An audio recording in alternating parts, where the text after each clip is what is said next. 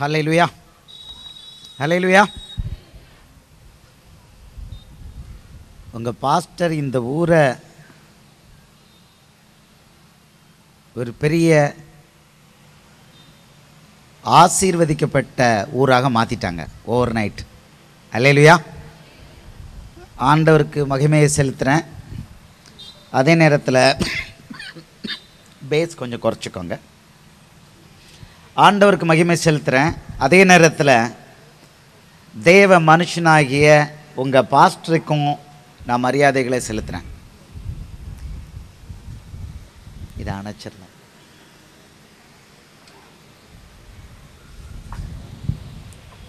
தேவ மனுஷனாகிய உங்கள் பாஸ்டரையும் நான் மரியாதை செலுத்துகிறேன். ஆண்டவருக்காக வல்லமையாக எழுந்து பிரகாசிக்கிற ஆண்டவருடைய பிள்ளைகள் இந்த கடைசி காலத்தில் தேவை. எத்தனை பேர் விசுவாசிக்கிறீங்க? ஹல்லேலூயா, ஹல்லேலூயா. இது ஒரு முக்கியமான நாள். இந்த நகரம் இந்த கன்வென்ஷன் கூட்டங்களால் ஆசீர்வதிக்கப்படுகிறது. ஹல்லேலூயா. ஒவ்வொரு முறையும் தேவ பிள்ளைகள் அல்லேலூயா சொல்லும் பொழுது தேவனுடைய நாமம் மகிமைப்படுது. தேவனுடைய நாமம் மகிமைப்படப்பட அவர் அந்த இடத்துல வந்து இறங்குறாரு. தேவனுடைய பிரசன்னம் ஒரு இடத்துல இருக்கும் பொழுது அங்கு இருக்கிறது ஒளியும் ஆசீர்வாதமும். அல்லேலூயா. ஒளி இருக்கிற இடத்துல இருளுக்கு வேலையே கிடையாது, ஓடி போயிடும். இருள் என்பது வேதாகம், பரிசுத்த வேதாகம் சொல்லுது, சாத்தானை, பிசாசானவனை இவ்வேதாகமம் இருள் என்று சொல்கிறது. தேவனுக்கு என்ன பேர்? அவர் ஒளியாக இருக்கிறார். யாரும் போக முடியாத ஒளியில் வாசமாயிருக்கிறவர் நம் தேவன். அல்லேலூயா, அல்லேலூயா, அல்லேலூயா. இன்னைக்கு பரமக்குடி நகரம் மிக மிக ஒரு ஆசீர்வதிக்கப்பட்ட நகரமாக நான் காணுகிறேன். உங்களை எல்லாம் இங்கே சந்திக்கிறதுல மிக்க மகிழ்ச்சி அடைகிறேன். ஆண்டவர் ஒரு நல்ல மெசேஜ் இன்றைக்கி கொடுத்துருக்கிறார். ஒரு நல்ல மெசேஜ் இன்றைக்கி கொடுத்துருக்கிறாரு. ஒன்று, உங்களுடைய விசுவாசத்தை பலப்படுத்துவதற்கு. இரண்டாவது, ஆண்டவர் தாம் பிள்ளைகளுக்கு வரப்போகிற காரியங்களை அறிவிக்கிறார். வரப்போகிற காரியங்களை அறிவிக்கிறாரு. இதுபோல் வரப்போகிற காரியங்களை அறிவித்ததில் இப்போ என்ன நடக்க போகுது?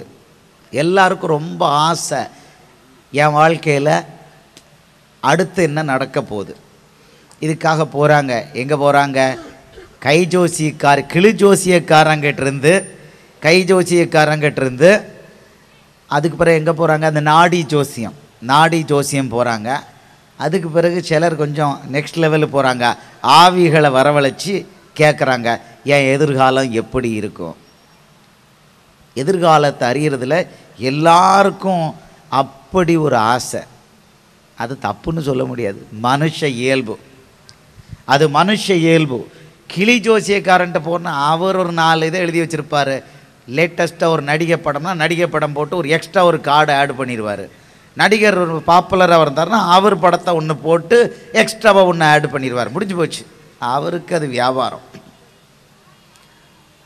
நாடி ஜோசியக்காரங்க எல்லாம் கரெக்டாக தான் சொல்லுவாங்க. பழைய காலத்தை பொறுத்த வரைக்கும், எதிர்காலத்தை பொறுத்த வரைக்கும் ஜீரோவாக தான் சொல்லுவாங்க. ஆனாலும் சோதிடம்ங்கிறது என்னென்னா, சோர்ந்து போனவனுக்கு திடம். சோர்ந்து போனவனுக்கு திடம். சோர்ந்து போனவன் போகிறான் கிளி ஜோசியக்காரன். 5 ரூபா இருந்தால் கிளி ஜோசியக்காரன்ட்ட போகிறான். கொஞ்சம் எக்ஸ்ட்ரா பணம் இருந்தால் நாடி ஜோசியக்காரன்ட்ட போகிறான்.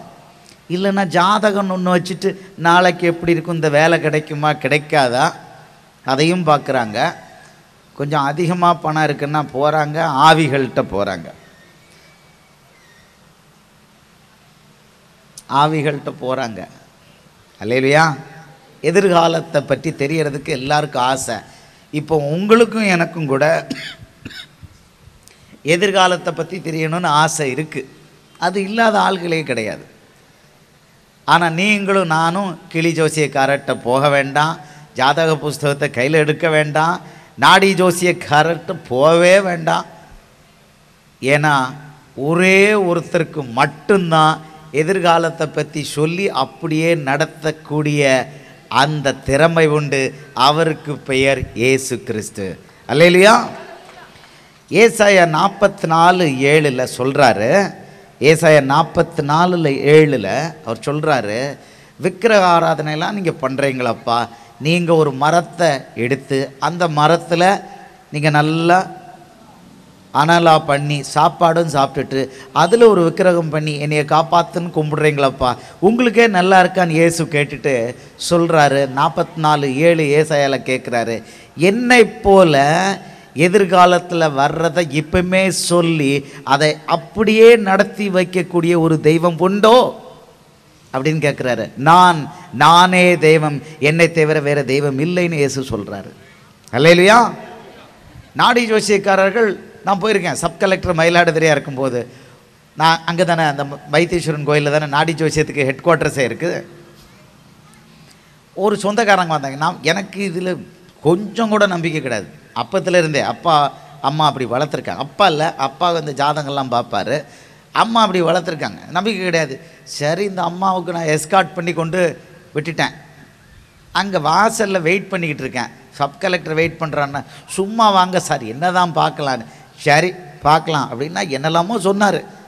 ஒன்று கூட எதிர்காலத்தை பற்றி சொன்னது ஒன்று கூட நடக்கலை. அல்லேலூயா. நல்லது தான், நான் அங்கே போனது, அந்த அம்மா என்னையை கூட்டிகிட்டு போனது நல்லது தான். இப்போ என்னால் சொல்ல முடியுது, அது அவ்வளவும் 0 1த்துக்கும் ஒப்பேறாதது. அல்லேலூயா. நாடி ஜோசியம் எப்படி ஆவிகள்கிட்ட போய் கேட்குறாங்க. ஐயா, உயிரோட உள்ள ஆள், உயிரோட ஒரு ஆள் நல்ல காரியம் சொன்னால் அது நடக்கும். ஆவிகள்கிட்ட போனால் அது என்ன பண்ணும்? பிசாசு என்ன பண்ணணும்னு இந்த வேதாகமம் சொல்லுது. வேதாகமம் என்ன சொல்லுது? பிசாசு கொல்லவும் அழிக்கவும், திருடன் திருடவும் கொல்லவும் அழிக்கவும் வருகிறானே என்று வேற எதற்கும் வரான். பிசாசு வேலை அதுதான். அதுக்கிட்ட போய் நான் நல்லா இருப்பேனான்னு கேட்டால், சரி செத்தாளை திருப்பி கூப்பிட முடியுமா? எனக்கு ரொம்ப வேடிக்கையாக இருந்தது. ஜூனியர் விகடன் புக்கை ரெகுலராக படிப்பேன். அதில் திருச்சியில் ஒரு விஐபி இறந்து போயிட்டார். இருக்கும் அவருக்கு என்னமோ 10,000 கோடி ரூபா பணம் இருக்குதுன்னு சொல்கிறாங்க. எனக்கு நம்ப முடியல. இருந்ததுன்னு சொல்கிறாங்க. பெரிய பணக்காரர் இருக்காங்க. திடீர்னு அவரை கொலை பண்ணி போட்டாங்க. இவரை யாரை கொலை பண்ணினா அப்படின்னு போய் கடைசியில் போலீஸ்காரங்களும் மற்றவங்களும் எங்கே போய் கேட்குறாங்களாம்? ஆவிகிட்ட போய் கேட்குறாங்களாம். அவரோட ஆவிக்கிட்டே போய் கேட்குறாங்களாம். அது சொல்லுதான், ஏடா எவன் என்னைய கொன்னானே தெரியலடா அப்படிங்குதான். ஒரே அமுக்கி போட்டாங்கடா, தெரியலடா அப்படிங்கிறதான். நான் உங்கள்கிட்ட ஒரு சீக்ரெட்டை நான் சொல்கிறேன். இன்றைக்கி கிறிஸ்தவர்களுக்கு அந்த சீக்ரெட்டு தெரியும். இருந்தாலும் இந்த ஒலிபெருக்கின் எல்லையில் கேட்குறாங்க. பரமக்கூடிய அன்பர்களுக்காக இந்த வேதாகமத்தில் குறிப்பிட்டிருக்க சீக்ரெட்டை உங்களுக்கு சொல்லி ஆகணும். இந்த மாதிரி செத்து போனவங்க ஆவிகளை வச்சு வியாபாரம் பண்ணுறாங்களே, செத்து போன ஆவிகள் இப்படி வர முடியுமா? கிறிஸ்தவர்களுக்கே கொஞ்சம் டவுட் இருக்கலாம். இன்னைக்கு பிறகு அந்த டவுட்டே இருக்கக்கூடாது. வேதாகமம் ரொம்ப தெளிவாக சொல்லுது. எபிரேயர் 9:27 வேதாகமம் ரொம்ப தெளிவாக சொல்கிறது, அன்றியும் ஒரே தரம் மரிப்பதும் பின்பு நியாய தீர்ப்படைவதும் மனுஷனுக்கு நியமிக்கப்பட்டிருக்கபடியே. இதுதான் ரூல். ஒருத்தன் செத்து போனான்னா, ஒருத்தி செத்து போனாலா முடிஞ்சு போச்சு. அதுக்கு பிறகு எங்கே வந்து நிற்கணும்? பரலோக நரகத்துக்கு போகணும். நியாய தீர்ப்பில் வந்து நிற்கணும். நியாய தீர்ப்பில் யார் வந்து நிற்கிறா? இயேசுவை ஏற்றுக்கொண்டு லெஃப்ட் ரைட்டு போனவங்க மட்டும்தான், ஸ்ட்ரைட்டாக போனவங்க மட்டும்தான் நியாய தீர்ப்பில் வந்து நிற்க முடியும். மற்றவங்களுக்குலாம் ஆட்டோமேட்டிக் ரூட்டு. நீங்கள் பார்த்தீங்கன்னா ஃபாரின் டைரக்ட் இன்வெஸ்ட்மெண்ட்டில் ஆட்டோமேட்டிக் ரூட்டும்பாங்க. அதுக்கு பெர்மிஷனே தேவையில்லை. அதே மாதிரி பாவிக்கும் துன்மார்க்கனுக்கும் இந்த வேதாகமத்தில் சொல்கிறபடி வாழாதவனுக்கும் நியாய தீர்ப்பு ஆட்டோமேட்டிக் ரூட். அவங்க தேவதூதனையும் பார்க்க போகிறதில்ல, இயேசுவையும் பார்க்க போகிறதில்ல. ஆட்டோமேட்டிக்காக டைரெக்டாக எங்கே போய் சேர போகிறாங்க? அக்கினியும் கந்தகம் எரிய கடலில் போய் சேர்றாங்க. நீங்களும் நானும் தான் ரிவார்டுக்காக வேண்டி இயேசுக்காக வேலை பார்த்துருக்கேன். இத்தனை இடங்களில் இயேசுவே உங்களை பற்றி பேசியிருக்கேன். இத்தனை ஆத்துமாக்களை உங்களுக்காக நான் ஆதாயம் பண்ணியிருக்கேன். எனக்கு கொடுங்க, ஒரு கிரீடத்தை கொடுங்க, 4 எக்ஸ்ட்ரா டைமண்ட் அதில் போட்டு கொடுங்க. எனக்கு 10 மாடி வீடு கொடுத்துருக்கீங்க, ரொம்ப சந்தோஷம். கூட 2 மாடி கொடுக்குறீங்களா? அல்லேலூயா. நம்ம போய் கேட்குறோம், நம்ம கேட்குறது இல்லை, அவரே கொடுக்குறாரு. மகனே, நீ இத்தனை ஆத்துமாக்களை ஆதாயம் பண்ணியிருக்க, தேவனுடைய ராஜ்யத்தை இவ்வளோ அழகாக கட்டியிருக்க, இந்த அப்பா உனக்கு 75 மாடி கட்டணும். அல்லேலூயா. இந்த ரிவார்டு வாங்கிறதுக்கு தான் நியாய தீர்ப்பில் நம்ம நிற்க போகிறோம். இதில் பாவிக்கும், துன்மார்க்கனுக்கும், விக்கிர ஆராதனக்காரனுக்கும், வேசித்தனம் பண்ணுறவனுக்கும், பொய்யனுக்கும், திருடனுக்கும் அங்கே நியாய தீர்ப்பில் வந்து நிற்கிறதுக்கு தகுதியே கிடையாது. அவனுக்கு ஆட்டோமேட்டிக் ரூட்டு சூடான இடத்துக்கு போய் சேர்ந்துருதான். அதற்கு பெயர் அக்கினியும் கந்தகம் எரிகிற கடல். அல்லேலூயா. சொல்ல வந்தது என்னன்னா, ஒரே தரம் மரிப்பதும் பின்னர் நியாய தீர்ப்படைவதும் மனுஷனுக்கு நியமிக்கப்பட்டிருக்கபடியே. அப்படின்னா இந்த செத்துப்போன ஆளுங்க அதே குரலில் எப்படியா வந்து பேசுகிறாங்க? செத்துப்போன ஆளுங்க எப்படி அதே குரல், ஆம்பளைன்னா அதே குரல், பொம்பளைன்னா பொம்பளை குரலில் வந்து பேசுகிறாங்களே. அதுவும் இந்த பொம்பளை மீடியம் வாயிலிருந்து ஆம்பளை குரல் வருதுன்னா ரொம்ப இம்ப்ரெசிவாக இருக்குது. செத்துப்போன ஆள் குரல்லே வருது. உடனே எல்லாருக்கும் நம்பிக்கை வந்துடுது, ஓ செத்துப்போன ஆள் தான் வந்து பேசுகிறான். ஆஹா ஆஹா, இன்றைக்கி நான் தெளிவுபடுத்துகிறேன். வேதாகமம், இந்த வேதாகமம் இருக்க, இந்த வேதாகமம் மட்டும்தான் உலகத்தில் துவக்கத்திலிருந்து உலகத்தின் இறுதி வரைக்கும் சொல்கிறது பரிசுத்த வேதாகமம் மட்டும்தான். அல்லேலூயா. நீங்களும் நானும் வச்சிருக்கிற பரிசுத்த வேதாகமம் தான் அந்த ரகசியங்களை பச்சை பச்சையாக எழுதி வச்சிருக்கு. உலகம் எப்படி துவங்குச்சு, எப்படி முடிய போகுதுங்கிறத பற்றி இது சொல்கிற வார்த்தைகள் வேதாகமம் சொல்லுது. வேதாகம வார்த்தைகள் உயிருள்ள வார்த்தைகள், ஜீவனுள்ள வார்த்தைகள், ஜீவனை கொடுக்கிற வார்த்தைகள், செத்து கொண்டிருக்கிறவனுக்கு ஜீவனை கொடுக்கிற வார்த்தை. லிட்டரலாக செத்துக்கிட்டு இருக்கிறவனுக்கு இயேசுவின் நாமத்தில் உயிர் பெறு அப்படின்னா எந்திரிச்சிருவான், உயிரோடு எந்திரிச்சிக்கிட்டு இருக்கிறான். உயிருள்ள வார்த்தைகள். இந்த வேதாகமம் ஆம் என்றும் ஆமேன் என்றும் இருக்குது. இந்த வேதாகமம் சொல்லுது, ஒரு மனுஷன் ஒரு மனுஷி ஒரு தடவை செத்து போயிட்டா அதுக்கு பிறகு உலகத்தில் வந்து நடமாடுறதுக்கு இங்கே ரைட்டு கிடையாது. ஆவியாவோ எப்படியாவோ பிசாசாவோ நடமாடுறதுக்கு கிடையாது கிடையாது. அப்போ எப்படி அந்த ஆளுக்கு அதே குரலில் பேசுகிறாங்க? இங்கே தான் கேட்ச் இருக்குது, இங்கே தான் கேட்ச் இருக்குது. உலகத்தை நாசப்படுத்துறதுக்குன்னு ஒருத்தன் இருக்கிறான். அவனுக்கு பெயர் வலு சர்ப்பம், அவனுக்கு பெயர் பிசாசு. அவன்தான் அன்னைக்கு ஏவாளை ஏவி விட்டு மனுஷன் தேவ சாயலில் தேவனை போல படைக்கப்பட்டிருக்க மனுஷனுக்கு மரணத்தை கொண்டு வந்த அந்த வலு சர்ப்பமாகிய பிசாசு இந்த டிசப்ஷன் வேலையை பண்ணுறான், வஞ்சிக்கிற வேலையை பண்ணுறான். அவனால் எதுவும் பண்ண முடியும். ஏன்னா ஆண்டவர் அவனுக்கு அதை அலோவ் பண்ணியிருக்கார். அல்லேலூயா. ஆண்டவர் அவனுக்கு அலோவ் பண்ணியிருக்கிறார். பிசாசுக்கு அதிகாரம் கொடுத்தது யார்? பிசாசுக்கு அதிகாரம் கொடுத்தது யார்? சர்வ வல்லவராகிய இயேசு கிறிஸ்து தான். சந்தேகம் இருக்கா? சந்தேகம் இருக்கா? பிசாசுக்கு அதிகாரத்தை கொடுத்து அவனுக்கு என்ன பேர் கொடுத்துருக்கிறாரு? உலகத்தின் அதிபதின்னு பேர் கொடுத்துருக்கார். இயேசுவுக்கு பேர் பிரின்ஸ் ஆஃப் பீஸ், வானத்துக்கும் பூமிக்கும் அதிபதி இயேசு. ஆனால் பிசாசுக்கு பேர் உலகத்தின் அதிபதி கொடுத்துருக்கார். நீ வச்சுக்கோ, நீ ஆட்சி பண்ணு, உலகத்தை மோசம் போக வை, இன்டர்நெட் வழியாக எல்லா ஆபாசத்தையும் கொடுத்து எல்லாரையும் நரகத்துக்கு தள்ளு, தற்கொலை பண்ண தூண்டு, எல்லா வேலையும் நீ பண்ணு. ஆனால் இவ்வளோ நீ டிசப்ஷன் பண்ணாலும் வஞ்சனை செஞ்சாலும் இதுக்கு இடையில இவ்வளோ பெரிய சிட்டியில் இவ்வளோ மக்களை நான் காப்பாற்றுறேன் பாரு, இவங்கள பரலோகத்துக்கு நான் கொண்டு போய் காமிக்கிறேன் பாருன்னு அப்படி ஒரு ஆரோக்கியமான காம்படிஷனில் உலகம் முழுக்க இன்னைக்கு ஆண்டவர் நின்று தாம் பிள்ளைகள்னு நிரூபிச்சுக்கிட்டு இருக்கிறாரு. அல்லேலூயா, அல்லேலூயா.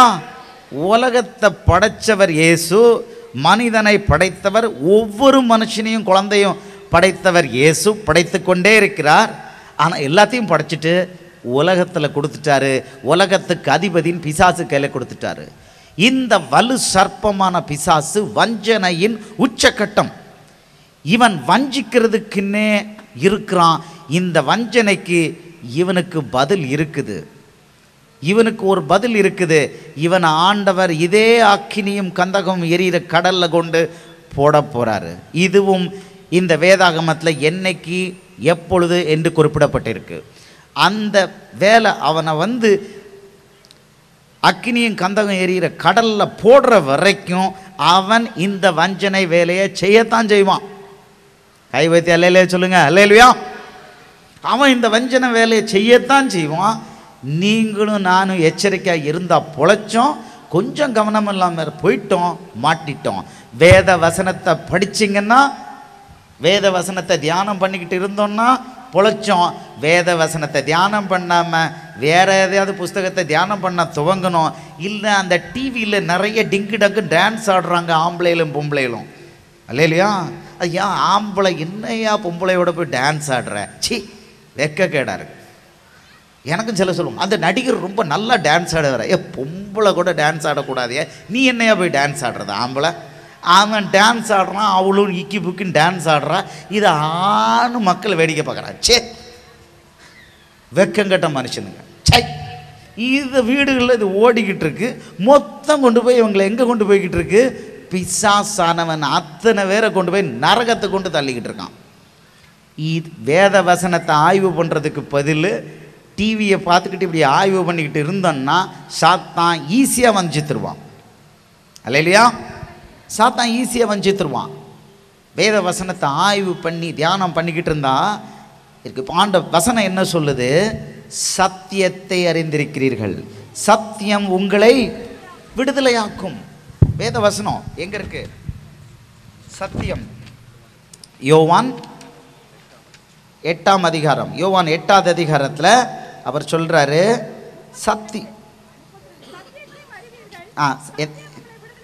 வசனம் யோவான் 8:32, யோவான் 8:32 ஆண்டவர் சொல்றாரு, சத்தியத்தையும் அறிவீர்கள். சத்தியம் ஒரே ஒரு சத்தியம் தாங்க, இதுதான். நிறைய பேர் தர்மங்கள் இருக்குங்கிறாங்க. நான் அதுக்கு மேலே இந்த பப்ளிக் பிளாட்ஃபார்மில் அதை பற்றி நான் பேச விரும்பலை. சத்தியம் தர்மம் எது எடுத்தாலும் அது நீங்களும் நானும் கையில் வச்சிருக்கிற வேதாகமம் மட்டும்தான். இது மட்டும்தான் சத்தியம், வேற எதுவும் சத்தியம் இல்லை. அது எப்படி சொல்கிறீங்க? இது மட்டும்தான். ஆணென்றும் பாராமல், பெண்ணென்றும் பாராமல், உயர்ந்த ஜாதி என்றும் பாராமல், தாழ்ந்த ஜாதி என்றும் பாராமல், பணக்காரன்னு பாராமல், ஏழைன்னு பாராமல், எல்லாருக்கும் ஈக்குவலாக எளிதாக ஊரூராக சுற்றி போய் கால்நடை நடந்து இல்லை, முழங்கால் போட்டு இயேசுவே என் ரட்சகர், என் பாவத்துக்கு நான் மன்னிப்பு கேட்குறேன்னு சொன்னால் அத்தனை பேருக்கும் ஓசிக்கு பாவ மன்னிப்பு கொடுக்குற ஒரே புக்கு, ஒரே சத்தியம் இதுதான். மற்றது எல்லாம் அசத்தியமும் பொய்யும். அல்லேலூயா. நீங்கள் காசியிலேருந்து கன்னியாகுமரிக்கு பாத யாத்திரை போக வேண்டாம், வேளாங்கண்ணிக்கும் பாத யாத்திரை போக வேண்டாம், தலைகீழ நின்று தவம் பண்ண வேண்டாம். இது ஒன்றுமே சொல்லலை, சிம்பிளாக சொல்லுது இந்த சத்தியம். இந்த உயிருள்ள புஸ்தகம் சொல்லுது, முழங்கால் போட்டு இயேசுவே உங்களை என் சொந்த இரட்சகராக ஏற்றுக்கொள்கிறேன், நான் பாவி, என் பாவத்துக்காக நான் வருத்தப்படுறேன், என் பாவத்திலேருந்து மன்னித்து விடுதலை கொடுங்கப்பன்னா ஒரு செகண்டு தான். இந்த இயேசுவானவர் அடுத்த செகண்ட் கீழே இறங்கி, மகனே மகளே, இந்த நிமிஷத்துலேருந்து நீ பாவி அல்ல, உன் பாவத்தை கிழக்குக்கும் மேற்குக்கும் உள்ள தூரத்துக்கு நான் அனுப்பிட்டேன், நீ இந்த நிமிஷத்திலிருந்து இந்த நொடியிலேருந்து என் பிள்ளை, நீ என் பிள்ளை அப்படிங்கிறார் அடுத்த செகண்டு. அதனால தான் இதற்கு பெயர் சத்தியம். இது மட்டுமா? இலவச இணைப்பு ஒன்று கொடுக்குறாரு. இந்த முழங்கால் போட்டு இந்த பாவ மன்னிப்பு கிடைச்ச உடனே ஒரு இலவச இணைப்பை கொடுக்குறாரு. அதற்கு பெயர் ரட்சண்யத்தின் சந்தோஷம், ரட்சிப்பின் சந்தோஷம். இப்போ பார்த்தீங்கன்னா நான் இப்படி ஜம்ப் பண்ணிக்கிட்டு இருக்கிறேன் அப்படின்னா நீங்களும் அதே சந்தோஷத்தில் இருக்கிறீங்கன்னா இதுக்கு பேர் தான் ரட்சிப்பின் சந்தோஷம். இயேசுவை ஏற்றுக்கொள்ளாதவர்கள், பாவ மன்னிப்பை அவரிடமிருந்து பெறாதவர்களால் இந்த சந்தோஷத்தை புரிஞ்சு கொள்ளவே முடியாது. நீங்களும் நானும் ஒவ்வொரு செகண்டும் அதை என்ஜாய் பண்ணிக்கிட்டு இருக்கோம். அல்லேலூயா. ரட்சிப்பின் சந்தோஷத்தை பெற்றவங்க 2 கை வைத்து அல்லேலூயா சொல்லுவான். அல்லேலூயா. அனில் அம்பாரி 27 மாடி கட்டடம் கட்டிகிட்டு இருக்காராம். 27 மாடி கட்டடம் கட்டிக்கிட்டு ஒயரை கட்ட எலக்ட்ரிக்கல் ப்ராப்ளம், பிளம்பிங் ப்ராப்ளம் வரும், ஸ்டெபிலிட்டி ப்ராப்ளம் வரும், டெரரிஸ்ட்டு 101 பில்டிங்கை மாதிரி அடிச்சு போடுவானோன்னு பயம் வரும், கீழே குண்டு வச்சா மொத்தமும் போயிடுமோ, அவனுக்கு தூங்கவே முடியாது. ஒரு மாடி கட்டடமாவது ஒரு மாடியை தான் பாதுகாக்கணும், இப்போ 27 மாடியை பாதுகாக்கணும். அதில் வேறு வெஹிக்கிள் வேறு 100-150 வெஹிக்கிள் வச்சுருப்பான். நம்ம ஒரு வெஹிக்கிளே ஒர்க் ஷாப்புக்கு அப்பப்போ எடுத்துகிட்டு போய்ட்டு தலையை பிச்சுக்கிறோம். 150 வெஹிக்கிளாம் என்ன பாடுபடுவான் பாருங்கள். தூங்க முடியாது. உலகத்தில் பெரிய பணக்காரன் தூங்க முடியாது. ஆனால் நீங்களும் நானும் அந்த அனில் அம்பானியோட 2 மடங்கு பெரிய பணக்காரர் மாதிரி நம்ம நடக்கிற நட, நம்ம பார்க்குற பார்வை அந்த அனில் அம்பானியை தோக்கடிக்கிற மாதிரி தான் இருக்கும். ஏன்னா அந்த அனில் அம்பானியை விட பெரியவர் உங்கள் அப்பா, பணக்காரர், வானத்துக்கும் பூமிக்கும் சொந்தக்காரர் உங்கள் அப்பா. பிற என்ன வந்தது? வானத்துக்கும் பூமிக்கும் அவர் சொந்தக்காரர். இந்த அனில் அம்பானி எங்கே போவார்? அந்த சந்தோஷத்தை அதை அப்படி கொடுத்துட்டார். எது தேவையோ, ஏசப்பா எனக்கு இது வேணும்னு வானத்தை நோக்கி பார்த்தா அது வாட்டுக்கு வந்து இறங்குது. அல்லேலூயா, அல்லேலூயா. நிறைய மேட்டர் இருக்குது, நிறைய மேட்டர் இருக்குது. மறுபடி வரேன். இந்த பிசாசானவன் வஞ்சனையின் தகப்பன், வஞ்சனையின் தகப்பன். அன்னைக்கு ஆதாம் ஏவாளாம் அன்னைக்கு வஞ்சித்தான். ஏதேன் தோட்டத்தில் மனுஷனுக்கு மரணத்தை கொண்டு வந்தான். இல்லைன்னா நீங்களும் நானும் சாகிறதுக்காக உருவாக்கப்பட்டவர்கள் அல்ல, நித்திய ஜீவனுக்காக உருவாக்கப்பட்டவர்கள். அந்த சர்ப்பத்தின் வஞ்சனையினால, பிசாசின் வஞ்சனையினால நாம் இன்னைக்கு செத்துக்கிட்டு இருக்கோம். மண்ணிலிருந்து வந்தவர்கள் மண்ணுக்கே நீ போயின்னு ஆண்டவர் சாபம் போட போய் மனிதன் சாகா வரம் பெற்றவன் சாகும்படி ஆனான். இது நிறைய பேருக்கு தெரியாது. கிறிஸ்தவர்கள் வெளியில் சொல்லணும், எப்பா மனுஷன் சாகிறதுக்காக பிறந்தவன் இல்லை, நித்திய ஆயுசுக்கு பிறந்தவன். ஆனால் பிசாசு வஞ்சித்ததுனால ஏவாளை வஞ்சித்து, ஏவாள் ஆதாமை வஞ்சித்து, ஆதாம் மொத்த மனுக்குலத்தை காலி பண்ணிட்டான். பண்ணனால மரணம் வந்தது மனுஷனுக்குன்னு நம்ம மற்றவங்களுக்கு சொல்லணும்.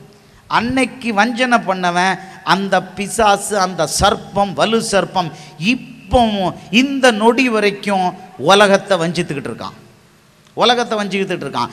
இவன் தான் சொல்கிறான் எல்லாருக்கும், ஆவி வந்து செத்துப்போன ஆள் ஆவியை கூப்பிட்டு சொல்லலாம்.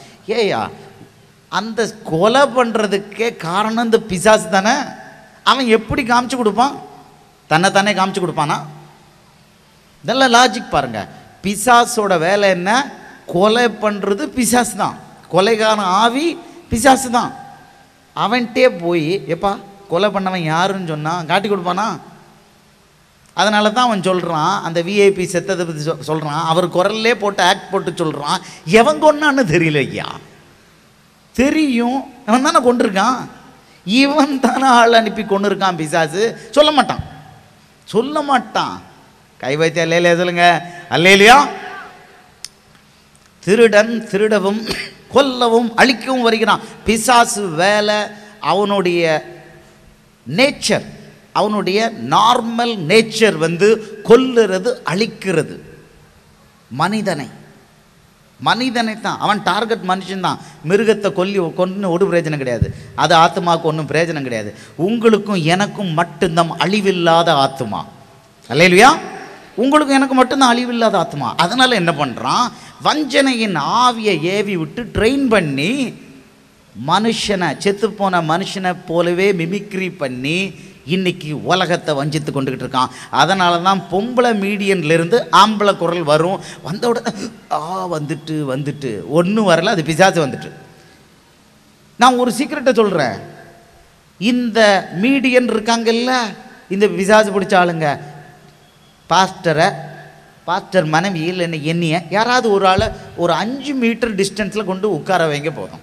எங்கேருந்து மீடியன் வருதுன்னு பார்ப்போம். ஐயா எங்கேருந்து மீடியன் வருதுன்னு பார்ப்போம். நல்லா தெரிஞ்சுக்கோங்க, இயேசுவானவர் நமக்கு பிசாசை மிதிக்கிறதுக்கு, அதம் பண்ணுறதுக்கு அதிகாரம் கொடுத்துருக்காரு. அல்லேலூயா. எத்தனை பேருக்கு தெரியும்? இயேசு என்ன பண்ணார்? முதல்ல அவர் வந்து 12 சீஷர்களையும் முதல்ல அனுப்புனார். போங்க 2 பேராக போய் என் நாமத்தில் அற்புதத்தை பண்ணுங்க, பிசாசுகளை ஓட்டுங்கன்னாரு. அதுக்கு பிறகு 70 பேரை கூப்பிட்டு 2 பேராக அனுப்புனார். அவங்க போயிட்டு வந்து என்ன சொன்னாங்க? இயேசுவே உங்கள் நாமத்தில் பிசாசுகளை எங்களுக்கு கட்டுப்படுதுப்பான்னாங்க. அத்தனை வியாதியஸ்தர்கள் குணமானாங்க. அவனுக்கு அது பெருசாக தெரில. அவங்களுக்கு பிசாசு இயேசுவின் நாமத்தில் போனோன்னே அது ஓடுதுன்னொன்னே ஒரே சந்தோஷமாக போயிட்டு.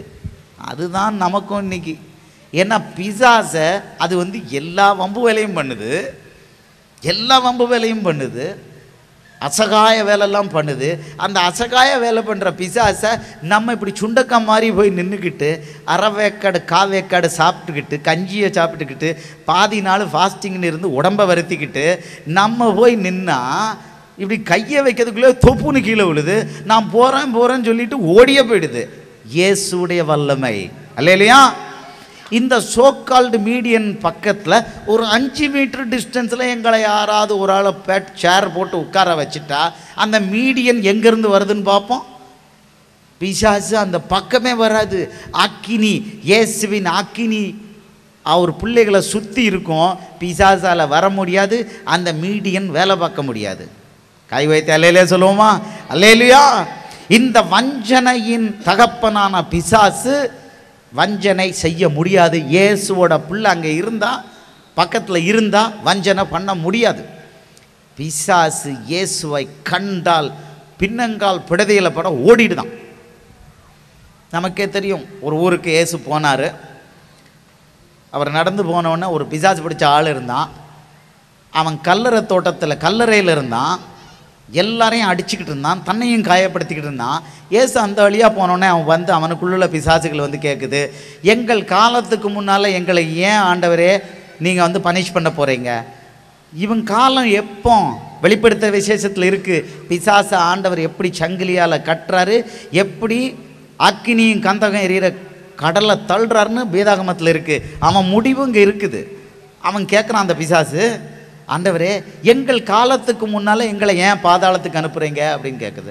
சரி, ஆண்டவர் அப்படியே ஒன்றும் சொல்லலை. உடனே அதுகளே சொல்லுது. ஏன்னா இயேசு பக்கத்தில் அங்கே இருக்க முடியாது, அந்த பிசாசு பிடிச்சவங்கிட்ட இன்னும் இருக்க முடியாது. அதனால் அது இயேசுக்கிட்ட ரெக்வஸ்ட் பண்ணுது. என்ன ரெக்வஸ்ட்டு? இயேசுக்கிட்ட அது ரெக்வஸ்ட் பண்ணுது. பிரதர் ஃபீட்பேக் வருது, கொஞ்சம் குறைச்சிக்கோங்க. இயேசுக்கிட்ட அந்த பிசாசுகள் ரெக்வஸ்ட் பண்ணுது, இந்த பன்றிகள் இருக்குல்ல, அந்த பன்றிகளுக்குள்ளே போகிறதுக்கு அனுமதி தாங்க அப்படின்னு கேட்குதுங்க. இந்த ஆண்டவர் எல்லாம் எவ்வளோ நல்லவர் பாருங்கள், எவ்வளோ நல்லவர் பாருங்கள். பிசாசுக்கு போய் அவர் ஃபேவர் பண்ணுறார். எனக்கு அது புரியவே இல்லை. பிசாசு ரெக்வஸ்ட் பண்ணுது, ஆண்டவர்கிட்ட ரெக்வஸ்ட் பண்ணுது, எங்கள் காலத்துக்கு முன்னால் பாதாளத்துக்கு எங்களை அனுப்பாத. சரி போ, உன்னை பாதாளத்துக்கு அனுப்பு. அவர் ஒன்றுமே சொல்லலை, அனுப்பலை. அதுவே மறுபடியும் ரெக்வஸ்ட் போடுது, ஆண்டவரே இந்த பன்றிகளுக்குள்ளே போகிறதுக்கு எங்களுக்கு அலோவ் பண்ணுங்க. சரி போ அப்படின்ட்டார். என்ன அன்பு! நம்ப முடியல. பிசாசுக்கும் ஃபேவர். சரி போ அப்படின்ட்டார். அவர் நினச்சிருந்தா கையை வைத்து பாதாளத்துக்கு போ அப்படின்னா முடிஞ்சு போச்சு.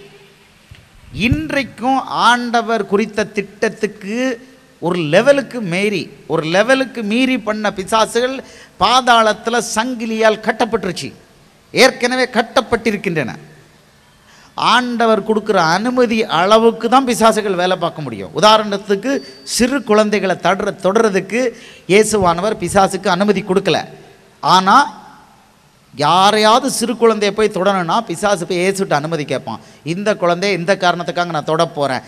ஆண்டவர் அனுமதிக்க மாட்டார் 9.9 அவுட் ஆஃப் 10. ஆனால் ரேர் அக்கேஷனில் அனுமதிப்பார்.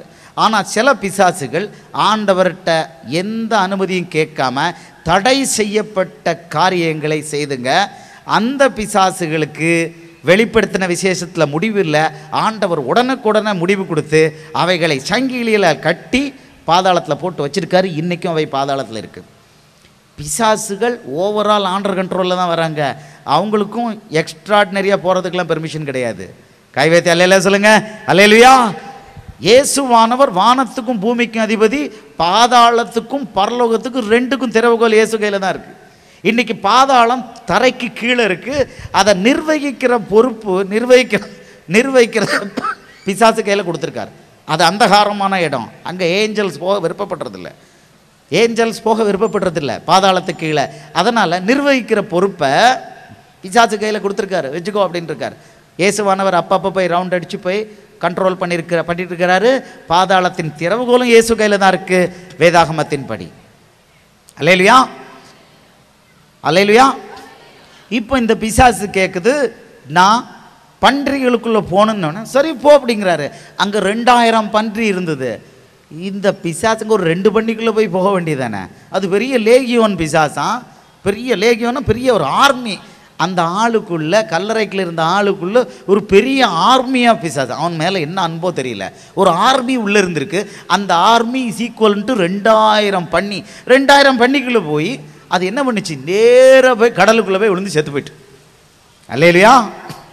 இன்னைக்கு இங்கே நடக்கிற துதி ஆராதனையில் காரைக்குடி பகுதியில் இருக்கிற பிசாசுகள்லாம் இந்த மீட்டிங் முடிகிறதுக்குள்ள நேராக போய் கடலில் போய் விழுந்து காலி ஆயிடணும், தற்கொலை பண்ணி ஆகணும். நீங்களும் நானும் இல்லை, அதுகளே போய் நாங்கள் போகிறோன்ட்டு போயிடணும். கை வைத்து அல்லேலே சொல்லுவோமா? அல்லேலுயா, அல்லேலுயா, அல்லேலுயா. இந்த லேகியோன் பிசாசுகளுக்கெல்லாம் முடிவு கற்ற நாள் இந்நாள். தற்கொலை ஆவிகளுக்கு முடிவு கற்ற நாள் இந்நாள். ஆபாச படங்களை பார்த்து கொள்ள வைக்கிற ஆவிகளுக்கு முடிவு கற்ற நாள் இந்நாள். நரகத்தின் வாசலை நம்ம எல்லாரும் சேர்ந்து மூட போகிறோம். காரைக்குடி பகுதியிலேருந்து நரகத்துக்கு யாரும் போகக்கூடாதுன்னு.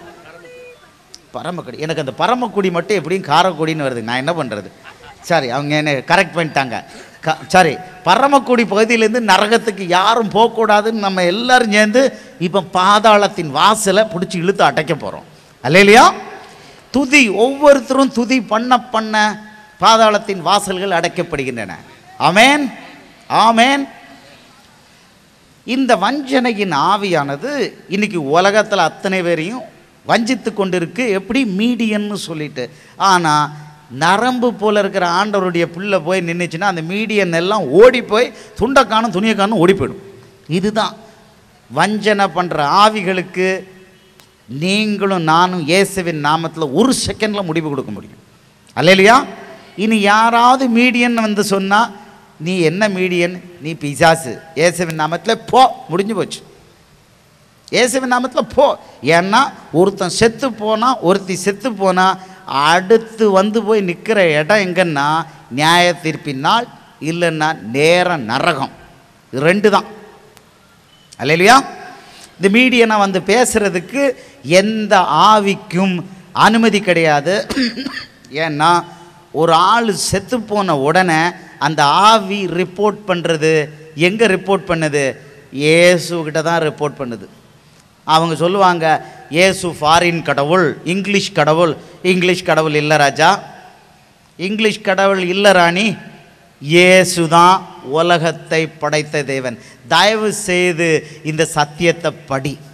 உலகம் எப்படி உருவாச்சு, மனுஷன் எப்படி உருவானா, இயேசுவானவருக்கு மூதாதையர்கள் யார் யார் யார்? ஆண்டவர் உருவாக்கிய ஆதாம், களிமண்ணை வச்சு ஆதாமை உருவாக்குனார். அந்த ஆதாம் வரைக்கும் போகுது லிஸ்ட்டு. நீங்கள் சொல்லுவீங்க, இத்தனை வருஷங்கள் நாங்கள் இருக்காங்க, கடவுள் இருக்காங்கன்னு எல்லாரும் சொல்லுவாங்க. கொஞ்சம் சொல்லுங்களேன், உங்கள் மூதாதையர் லிஸ்ட்டை சொல்லுங்கள். ஆதாம் வரைக்கும் யாராவது சொல்ல முடியுதா பார்ப்போம். முடியாது. இங்கே இருக்குது, பைபிளில் இருக்குது. ஆதாம்லேருந்து வருது இயேசுவுக்கு மூதாதையர்கள் யார், அப்பா அப்பா யாருன்னு. அல்லேலூயா, அல்லேலூயா. அதே போல் உலகம் எப்படி முடிய போகுது அப்படிங்கிறது இருக்குது. அதைத்தான் நம்ம பேச போகிறோம். எனக்கு அருமையானவர்களே, பிசாசானவன் இதுபோல் வஞ்சனையை ஒரு பக்கம் பண்ணிக்கிட்டு இருக்கான், இன்னொரு பக்கம் வஞ்சனையை ஆண்டவரே அலோவ் பண்ணியிருக்கிறார். உபாகமம் 13ஆவது அதிகாரம் 1, 2, 3 வசனங்களை படித்தீங்கன்னா ஆண்டவர் அங்கே சொல்கிறாரு, இன்னொருத்தன் வந்து இயேசுவை பற்றி அல்லாமல் வேற ஒரு தேவனை பற்றி சொல்லி அற்புதங்கள் நடக்கும், இது நடக்கும்னு சொல்லி அது அப்படியே நடந்தாலும் கவனமாயிருங்கள், சோரம் போகாதீர்கள், வஞ்சிக்கப்படாதீர்கள்ங்கிறார். வஞ்சிக்கப்படாதீர்கள். ஏன் சொல்ற என்ன தெரியுமா? அவர் 3ஆவது வசனத்தில் சொல்கிறாரு, அவனை வஞ்சிக்கிறதுக்கு, அற்புதம் செஞ்சு வஞ்சிக்கிறதுக்கு அலோவ் பண்ணதே இயேசு தான், நான் தான் அப்படிங்கிறார். எதுக்கு? சோதிக்கிறதுக்கு. நீங்கள்லாம் இயேசு மேலே ஆவியோடும் உண்மையோடும் முழு பலத்தோடும் அவரை நீங்கள் நேசிக்கிறீங்களா இல்லையான்னு டெஸ்ட் பண்ணுறதுக்காக வேண்டி இந்த டுபாக்கூர் ஆளுக்களை, ஃப்ராடுகளை ஆண்டவர் அற்புதம் செய்கிறதுக்கே அலோவ் பண்ணுறாரு. இந்த டுபாக்கூர் எங்கே அற்புதம் பண்ணிட்டுன்னு நினச்சிட்டு நீங்கள் பண்ணுறீங்க. ஒரு ஆள் வாய்க்குள்ளேருந்து லிங்கத்தை எடுத்துக்கிட்டே இருந்தார், போயிட்டார். கடைசியில் எங்கேயோ போய் ஜெயிலுக்கெல்லாம் போய் கடைசியில் எங்கேயோ உள்ளே போயிட்டார் டுபாக்கர். இன்னொரு ஆள் டுபாக்கர் பண்ணார், அதை யூடியூப் வீடியோவில் அப்படியே எடுத்து அதை இதிலிருந்து எடுக்கிறத காமிச்சிட்டாங்க. எது? டவல்லேருந்து எடுக்கிறத காமிச்சிட்டாங்க. வாய்க்குள்ளேருந்து டவல்லேருந்து எடுக்கிறத ஸ்லோ மோஷன் வீடியோவில் போட்டு யூடியூப்பில் இருக்குது. இந்த டுபாக்கூர் ஆளுங்கள்லாம் உண்மையிலே சில சமயம் ஒரு டூப் அற்புதத்தை பண்ணுவாங்க. அது கொஞ்ச நாளைக்கு இருக்கிற மாதிரி இருக்கும், பிறகு பேக் ட்ராக் ஆகிடும். டூப் அற்புதம்.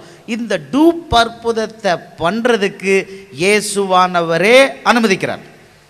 நான் சொல்லலை, வேதாகமம் உபாகமம் 13வது அதிகாரத்தில் 3 வசனங்களில் சொல்லுது. இயேசு அனுமதிக்கிறாரு. காரணம், நீங்களும் நானும் இயேசு கையை பிடிச்சிருக்கோமா, இல்லைன்னா இந்த டூப்புகளை நோக்கி ஓடுறதுக்கு ரெடியா? டூப்புகளை நம்பி ஓடுறதுகளுக்கு பரலோகம் நிச்சயமாக கிடையாது. அல்லேலூயா. பரலோகத்தின் பாதை இடுக்கமான பாதை. இயேசுவை முழு மனதோடு நேசித்து வேதாகமத்தை ஆய்வு பண்ணி ஜெபம் பண்ணி இயேசுவை பற்றி எல்லாருக்கும் சொல்லி அவர்களை நித்திய ஜீவனுக்கு வழி நடத்திக்கிட்டு இருக்கவங்களுக்கு மட்டும்தான் பரலோகம். அல்லேலூயா, அல்லேலூயா. இப்போ இந்த இந்த வஞ்சனையின் ஆவிகள் ஒரு பக்கம் இருக்க, தேவன் தன்னுடைய பிள்ளைகளுக்கு என்ன ரிசர்வ் பண்ணியிருக்கிறாரு? இயேசு தாம் பிள்ளைகளுக்கு என்ன ரிசர்வ் பண்ணியிருக்கிறாரு? இன்னைக்கு இயேசுவை ஏன் நாம் பின்பற்றி கொண்டிருக்கிறோம்? இயேசுவை நாம் எப்படி பின்பற்றி கொண்டிருக்கோம்? அவன் ஜாதகத்தை எடுத்துகிட்டு போகிறான். நம்ம ஜாதகத்தை, உண்மையான கிறிஸ்தவர்கள் ஜாதகத்தை தொடமாட்டாங்க, குறி சோசல் கொள்றவன்ட்ட போக மாட்டாங்க. அப்படி போனால் செப்பனியா 1:5-6 வசனங்கள் சொல்லுது, குறி சொல்கிறவன்ட்ட போகிறவன் ஜாதகம் பார்க்குறவனுக்கு அக்கினியும் கந்தகமும் எரியிற கடல்னு இயேசு கிளியராக சொல்லிட்டார். வீட்டில் யாராவது ஜாதக புஸ்தகம் வச்சுருந்தீங்கன்னா அதுக்கு ட்ரீட்மெண்ட் என்ன ட்ரீட்மெண்ட் தெரியுமா? அப்போஸ்தலர் 19:19 இருக்கிற ட்ரீட்மெண்ட். அப்போஸ்தலர் 19:19 எப்படி தெரியுமா? குறி சொல்கிற ஆளுங்க இயேசுவை ஏற்றுக்கிட்டாங்க. இயேசு தான் தெய்வம்னு டக்குன்னு ஏற்றுக்கிட்டாங்க. அவங்க என்ன பண்ணாங்க தெரியுமா? அந்த குறி சொல்கிற புத்தகங்களெல்லாம் 5000 வெள்ளி புஸ்தகத்தை கொண்டு வந்து ரோட்டில் போட்டு எரிச்சாங்க. இதுதான் அதுக்குள்ள ட்ரீட்மெண்ட். ஏதாவது ஜாதக புஸ்தகம், நாடி புஸ்தகம், கைரேகை புஸ்தகம் ஏதாவது வச்சுருந்தீங்கன்னா தயவுசெய்து அதுக்கு ட்ரீட்மெண்ட்டு அக்கினி ட்ரீட்மெண்ட் தான். எரிச்சிடணும் இன்றைக்கி ராத்திரியை. எரிக்கலைன்னா நம்ம அக்கினியும் கந்தகம் எரிகிற கடலில் நிரந்தரமாக எரிந்து கொண்டே இருப்போம். அங்கே அக்கினி வேகாது, புழு சாகாது, பற்கடிப்பு, அழுகையும் பற்கடிப்பும் மட்டும்தான். எனது அருமையான மனைவி இங்கே இருக்காங்க. நவம்பர் மாதத்தில் ஆண்டவர் பெட்ரூமில் 5 நிமிடத்துக்கு நரகத்தின் ஓலத்தை காதுபட கேட்க வச்சிட்டார். 5 நிமிடம். நரகம் இன்னைக்கு தேதிக்கு பாதாளம் கீழே தான் இருக்குது, பூமிக்கு கீழே தான் இருக்குது. அங்கே அழுகையும் பற்கடிப்பும் இருக்கும் சொல்லி ஓலம், மரண ஓலம் எப்போதும் இருக்கும் சொல்லி வேதாகமம் சொல்லுது. அந்த மரண ஓலத்தை என் மனைவிக்கு 5 நிமிஷம் கேட்க வச்சிட்டார். அப்படியே டைரக்டாக எந்திரிச்சு உட்கார்ந்த பிறகு ஆடியோ. அழுகையும் பற்கடிப்பும். அது மட்டும் இல்லை, நிறைய பேருக்கு இயேசுவானவர் இப்போ பரலோகத்தையும் நரகத்தையும் கூட்டி போய் காமிக்கிறாரு. அங்கே போயிட்டு அவங்க தங்களுடைய அனுபவத்தால் நேர சாட்சியாக சொல்லிக்கிட்டு இருக்காங்க. அல்லேலூயா. செத்து போகிற ஒவ்வொருவருடைய ஆத்மாவும் அங்கே தான் ரிப்போர்ட் பண்ணுது. அங்கே ரிப்போர்ட் பண்ணிவிட்டு நரகத்துக்கோ பரலோகத்துக்கோ போகுது. ரெகுலராக நடக்கு. என்ன நம்பர் தெரியுமா? 1000 பேர் நரகத்துக்கு போனால் ஒரு ஆத்மா பரலோகத்துக்கு போகுது. இதுதான் இன்றைக்கி ரேட்.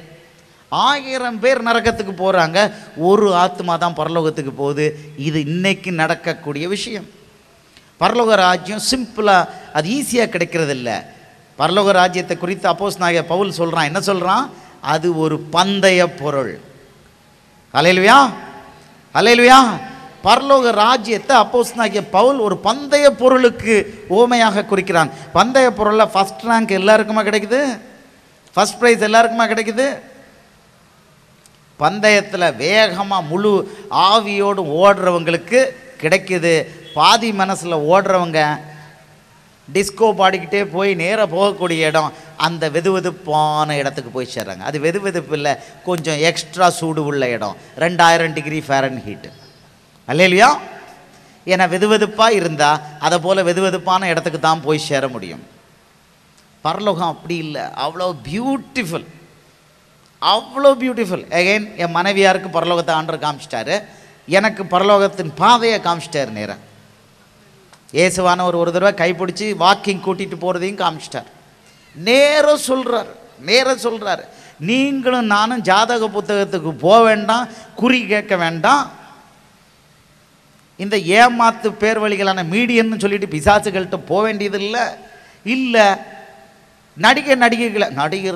நடிகைகளை கூட்டிக்கிட்டு போகக்கூடிய இந்த சோகால் காட்மென்கிட்ட போக வேண்டாம். நடனம் ஆடிக்கொண்டே போய்கொண்டிருக்கின்ற இந்த பொய் கடவுள் என்று சொல்லி கொண்டிருக்கவங்க பின்னால் போக வேண்டாம். காட்மென் அவங்களுக்கு பேர். இயேசுவின் நாமத்தை இப்படி வீணில் வழங்குறாங்க. நடிகைகளோட டான்ஸ் ஆடிக்கிட்டே போனால் அது கடவுள்கிட்ட போய் சேரலாங்கிறாங்க. அநியாயம், அக்கிரமம், இயேசுவின் நாமத்தை தூஷணம் பண்ணுறாங்க. இந்த ஆளுகள்கிட்டையும் நீங்கள் போக வேண்டாம். நீங்களும் நானும் சிம்பிளாக முழங்கால் போட்டால் லட்டு மாதிரி என்ன நடக்க போகுதுன்னு ஆண்டவர் காமிக்கிறாரு. அல்லேலூயா. என்னாகமம் 12:6 அவர் சொல்கிறாரு, எவன் ஒருவன் தீர்க்கதரிசியோ அவனிடம் நான் தரிசனங்கள் மூலமாகவோ சொப்பனங்கள் மூலமாகவோ பேசுவேன். எத்தனை பேருக்கு தரிசனங்கள் சொப்பனங்கள் கிடைக்குது? கை உயர்த்துங்க. இந்த கூட்டத்தில் தரிசனங்கள் இயேசு கொடுக்குற எதிர்கால தரிசனங்கள் சொப்பனங்களை நான் பார்க்குறேங்கிறவங்க கை உயர்த்துங்க. ஓகே, இப்போ நான் இன்னொரு கேள்வி கேட்குறேன். கடந்த 6 மாதங்களில் சுனாமி சொப்பனம் பார்த்தவங்க எத்தனை பேர் கை உயர்த்துங்க? சுனாமி பார்த்தவங்க, ஒரு குழந்தை பார்த்துருக்காங்க, 1, ரொம்ப கம்மியாக இருக்குதே 2, நல்ல கை உயர்த்துங்க. பெண்கள் சைடில் 2 தான் கைக்கு தெரியுது, காலையில் நிறைய பேருக்கு தெரிஞ்சது. சுனாமி சொப்பனம் கம்மியாக இருக்குது. என்னாகமம் 12:6 அவர் சொல்கிறாரு, இயேசுவானவர் தீர்க்கதரிசியான தம் பிள்ளைகள்ட்ட எப்படி பேசுகிறாரு? ஈஸியான மெத்தடில் முதல் முறையாக பேசுகிறது தரிசனங்கள் மூலம், சொப்பனங்கள் மூலம் பேசுகிறாரு. 3வது நேர காதுபட பேசிடுதார். நீங்களும் நானும் ஏன் போக வேண்டியது? எங்கே ஜோசியக்காரன்ட்ட போகணுமா? தேவையில்லை. முழங்கால் போட்டால் லட்டு மாதிரி சொல்லிடுதார் என்னென்ன. அல்லேலூயா. க்ளீனாக கேட்டும் சொல்கிறாரு, கேட்காமலையும் சொல்கிறார்.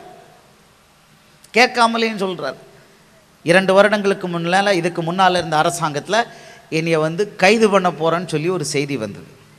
நான் இயேசுவோட தீவிர பக்தன். ஆமாம், இன்டெலிஜென்ஸ் பீரோ ரிப்போர்ட்டும் அப்படி தான் சொல்கிறாங்க. இவன் ஃபெனட்டிக், இயேசுவுக்கு ஃபெனட்டிக். ஆவியோடும் உண்மையோடு இருந்தால் இப்படி தான் ரிப்போர்ட், இன்டெலிஜென்ஸ் ரிப்போர்ட் வரணும். அதுதான் உண்மையான இன்டெலிஜென்ட் ரிப்போர்ட். ஃபெனட்டிக்காக இருக்கணும் இயேசுவுக்காக. அப்படி இல்லை, அவன் கிறிஸ்தவன் இல்லை, ஓடி போயிடலாம் பிசாசுக்கிட்ட. இயேசுவுக்கிட்ட இருந்தால் ஆவியோட உண்மையோடு இருக்கணும். ஃபெனட்டிக் கிறிஸ்டியன் மட்டும்தான் ஒருத்தன் சொல்லணுமே தவிர, இது சும்மா சோ கிறிஸ்டியன் சொன்னால் அதுக்கு போய் டிஸ்கோ ஆடிட்டு நரகத்துக்கு போயிடலாம். ஏன் சர்ச்சுக்கு ஏமாற்றிக்கிட்டு நம்மளையும் ஏமாற்றிக்கிட்டு நரகத்துக்கு போகணும்? எப்படியோ நரகத்துக்கு தான் போகிறோம் அப்படின்னா அதுக்கு டிஸ்கோ ஆடிட்டு போயிட்டு போகிறது இல்லையா? ஆண்டவர்கிட்ட இருக்கிறோன்னா ஃபெனட்டிக்காக ஆவியோடும் உண்மையோடும் தான் இருக்கணும். எங்கே கேட்டாலும் ஓப்பனாக சொல்லணும், இயேசு ஒருவரே தெய்வம், பாக்கி எல்லாம் தெய்வம் என்று சொல்லப்படுவே எல்லாம் டூப்ளிகேட்டு, எல்லாம் வஞ்சித்து நரகத்துக்கு கொண்டு போய் சேர்க்கறதுங்கிறத ஓப்பனாக வெளிப்படையாக சொல்கிறதுக்கு தைரியத்தோடு சொல்கிறவன் மட்டும்தான் கிறிஸ்தவள். அல்லேலூயா. இப்போ இயேசு சொன்னபடி கேட்டனால அரெஸ்ட் பண்ண போகிறேன்னாங்க. நான் என்ன பண்ணேன்? முழங்கால் போட்டு அந்த அதிகாரி சொன்னார், உமாசங்கர் நீங்கள் ஏதாவது கொஞ்சம் பேப்பர் கொடுங்க, அதை கொஞ்சம் டிலே பண்ணுறோம் அப்படின்னாரு. நான் சொன்னேன், எனக்கு 2 நாள் டைம் கொடுங்க, நான் கேட்டு சொல்கிறேன் அப்படின்னேன். 2 நாள் டைம் கொடுங்க, நான் கேட்டு சொல்கிறேன். நம்ம என்ன கேட்டவா சொல்லுவோம்? நம்ம phone most of the time ஆஃபில் தான் இருக்கும். மொபைல் ஃபோன்லாம் சும்மாலாம் பேசக்கூடாது. பிரச்சனை வந்ததுன்னா மொபைல் ஃபோனை தொடவே கூடாது. கிறிஸ்தவர்கள் ஃபோன் வந்தாலும் எடுக்கக்கூடாது. மனுஷன் உதவி கொடுக்க வந்தாலும் ஓடி போய்டுன்னு சொல்லிடணும், இல்லைன்னா அடிச்சு விடுவார் ஆண்டவர் அவனை.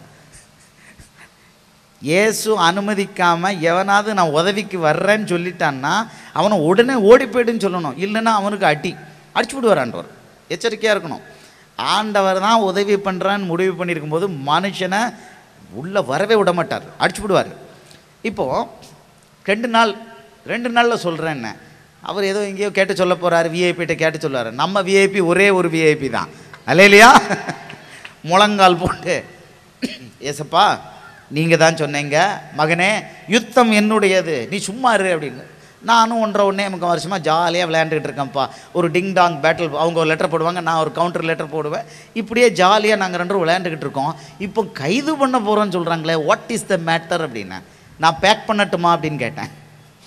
எங்கே ஜெயில் போகிறதுக்கு பேக் பண்ணட்டுமா அப்படின்னா, மறுநாள் கேட்டேன், ஆண்டவரே நீங்கள் சொல்லுங்கள், நீங்கள் சொல்லாட்டி நான் ஒரு ஸ்டெப் எடுக்க மாட்டேன், நான் ஒரு ஸ்டெப் எடுக்க மாட்டேன். இதுதான் நீங்கள் முதல்ல 2 காரியம் சொல்லணும். ஒன்று, இது உண்மையா.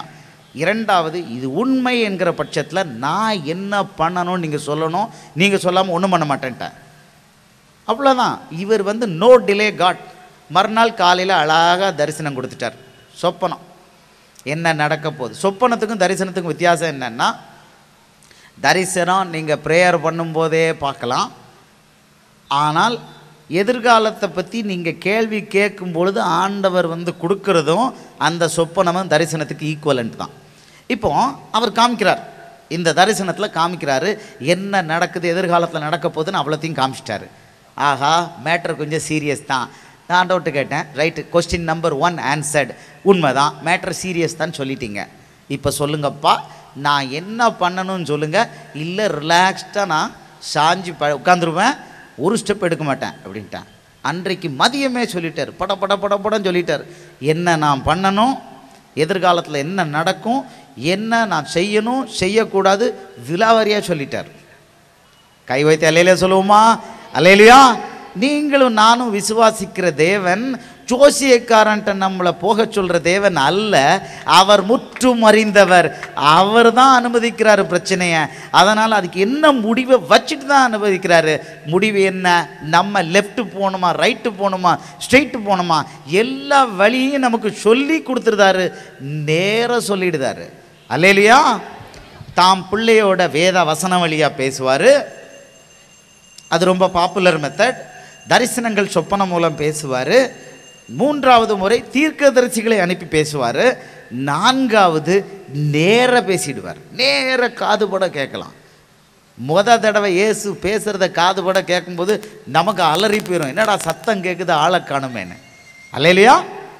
ரொம்ப இன்பமாக இருக்கும். அப்புறம் தான் தெரியும், வானத்தையும் பூமியும் படைச்சவர் நம்மகிட்ட நேராக பேசுகிறாருன்னொன்னே அப்படி புலகாங்கிதம் ஆகிடும்.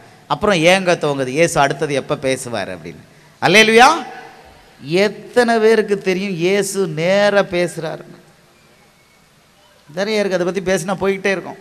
இப்போ ஆண்டவர் உடனே சொல்லிட்டாரு. அவர் என்ன சொன்னாரோ அது அப்படியே நடந்தது. அவர் சொன்ன மெத்தட்லேயே நானும் கீழ்ப்படிஞ்சேன். அதனால் எனக்கு இந்த கனமான ஊழியத்தையும் கொடுத்துட்டாரு, கடைசி கால எச்சரிக்கை ஊழியம். அல்லேலூயா. மனுஷனுக்கு கீழ்ப்படியதை பார்க்கிலும் இயேசுவுக்கு கீழ்ப்படியது நல்லது. அதுதான் கரெக்ட். இப்போ இல்லை, 2000 வருஷத்துக்கு முன்னால் பேதுருக்கிட்ட போய் கேட்டாங்க.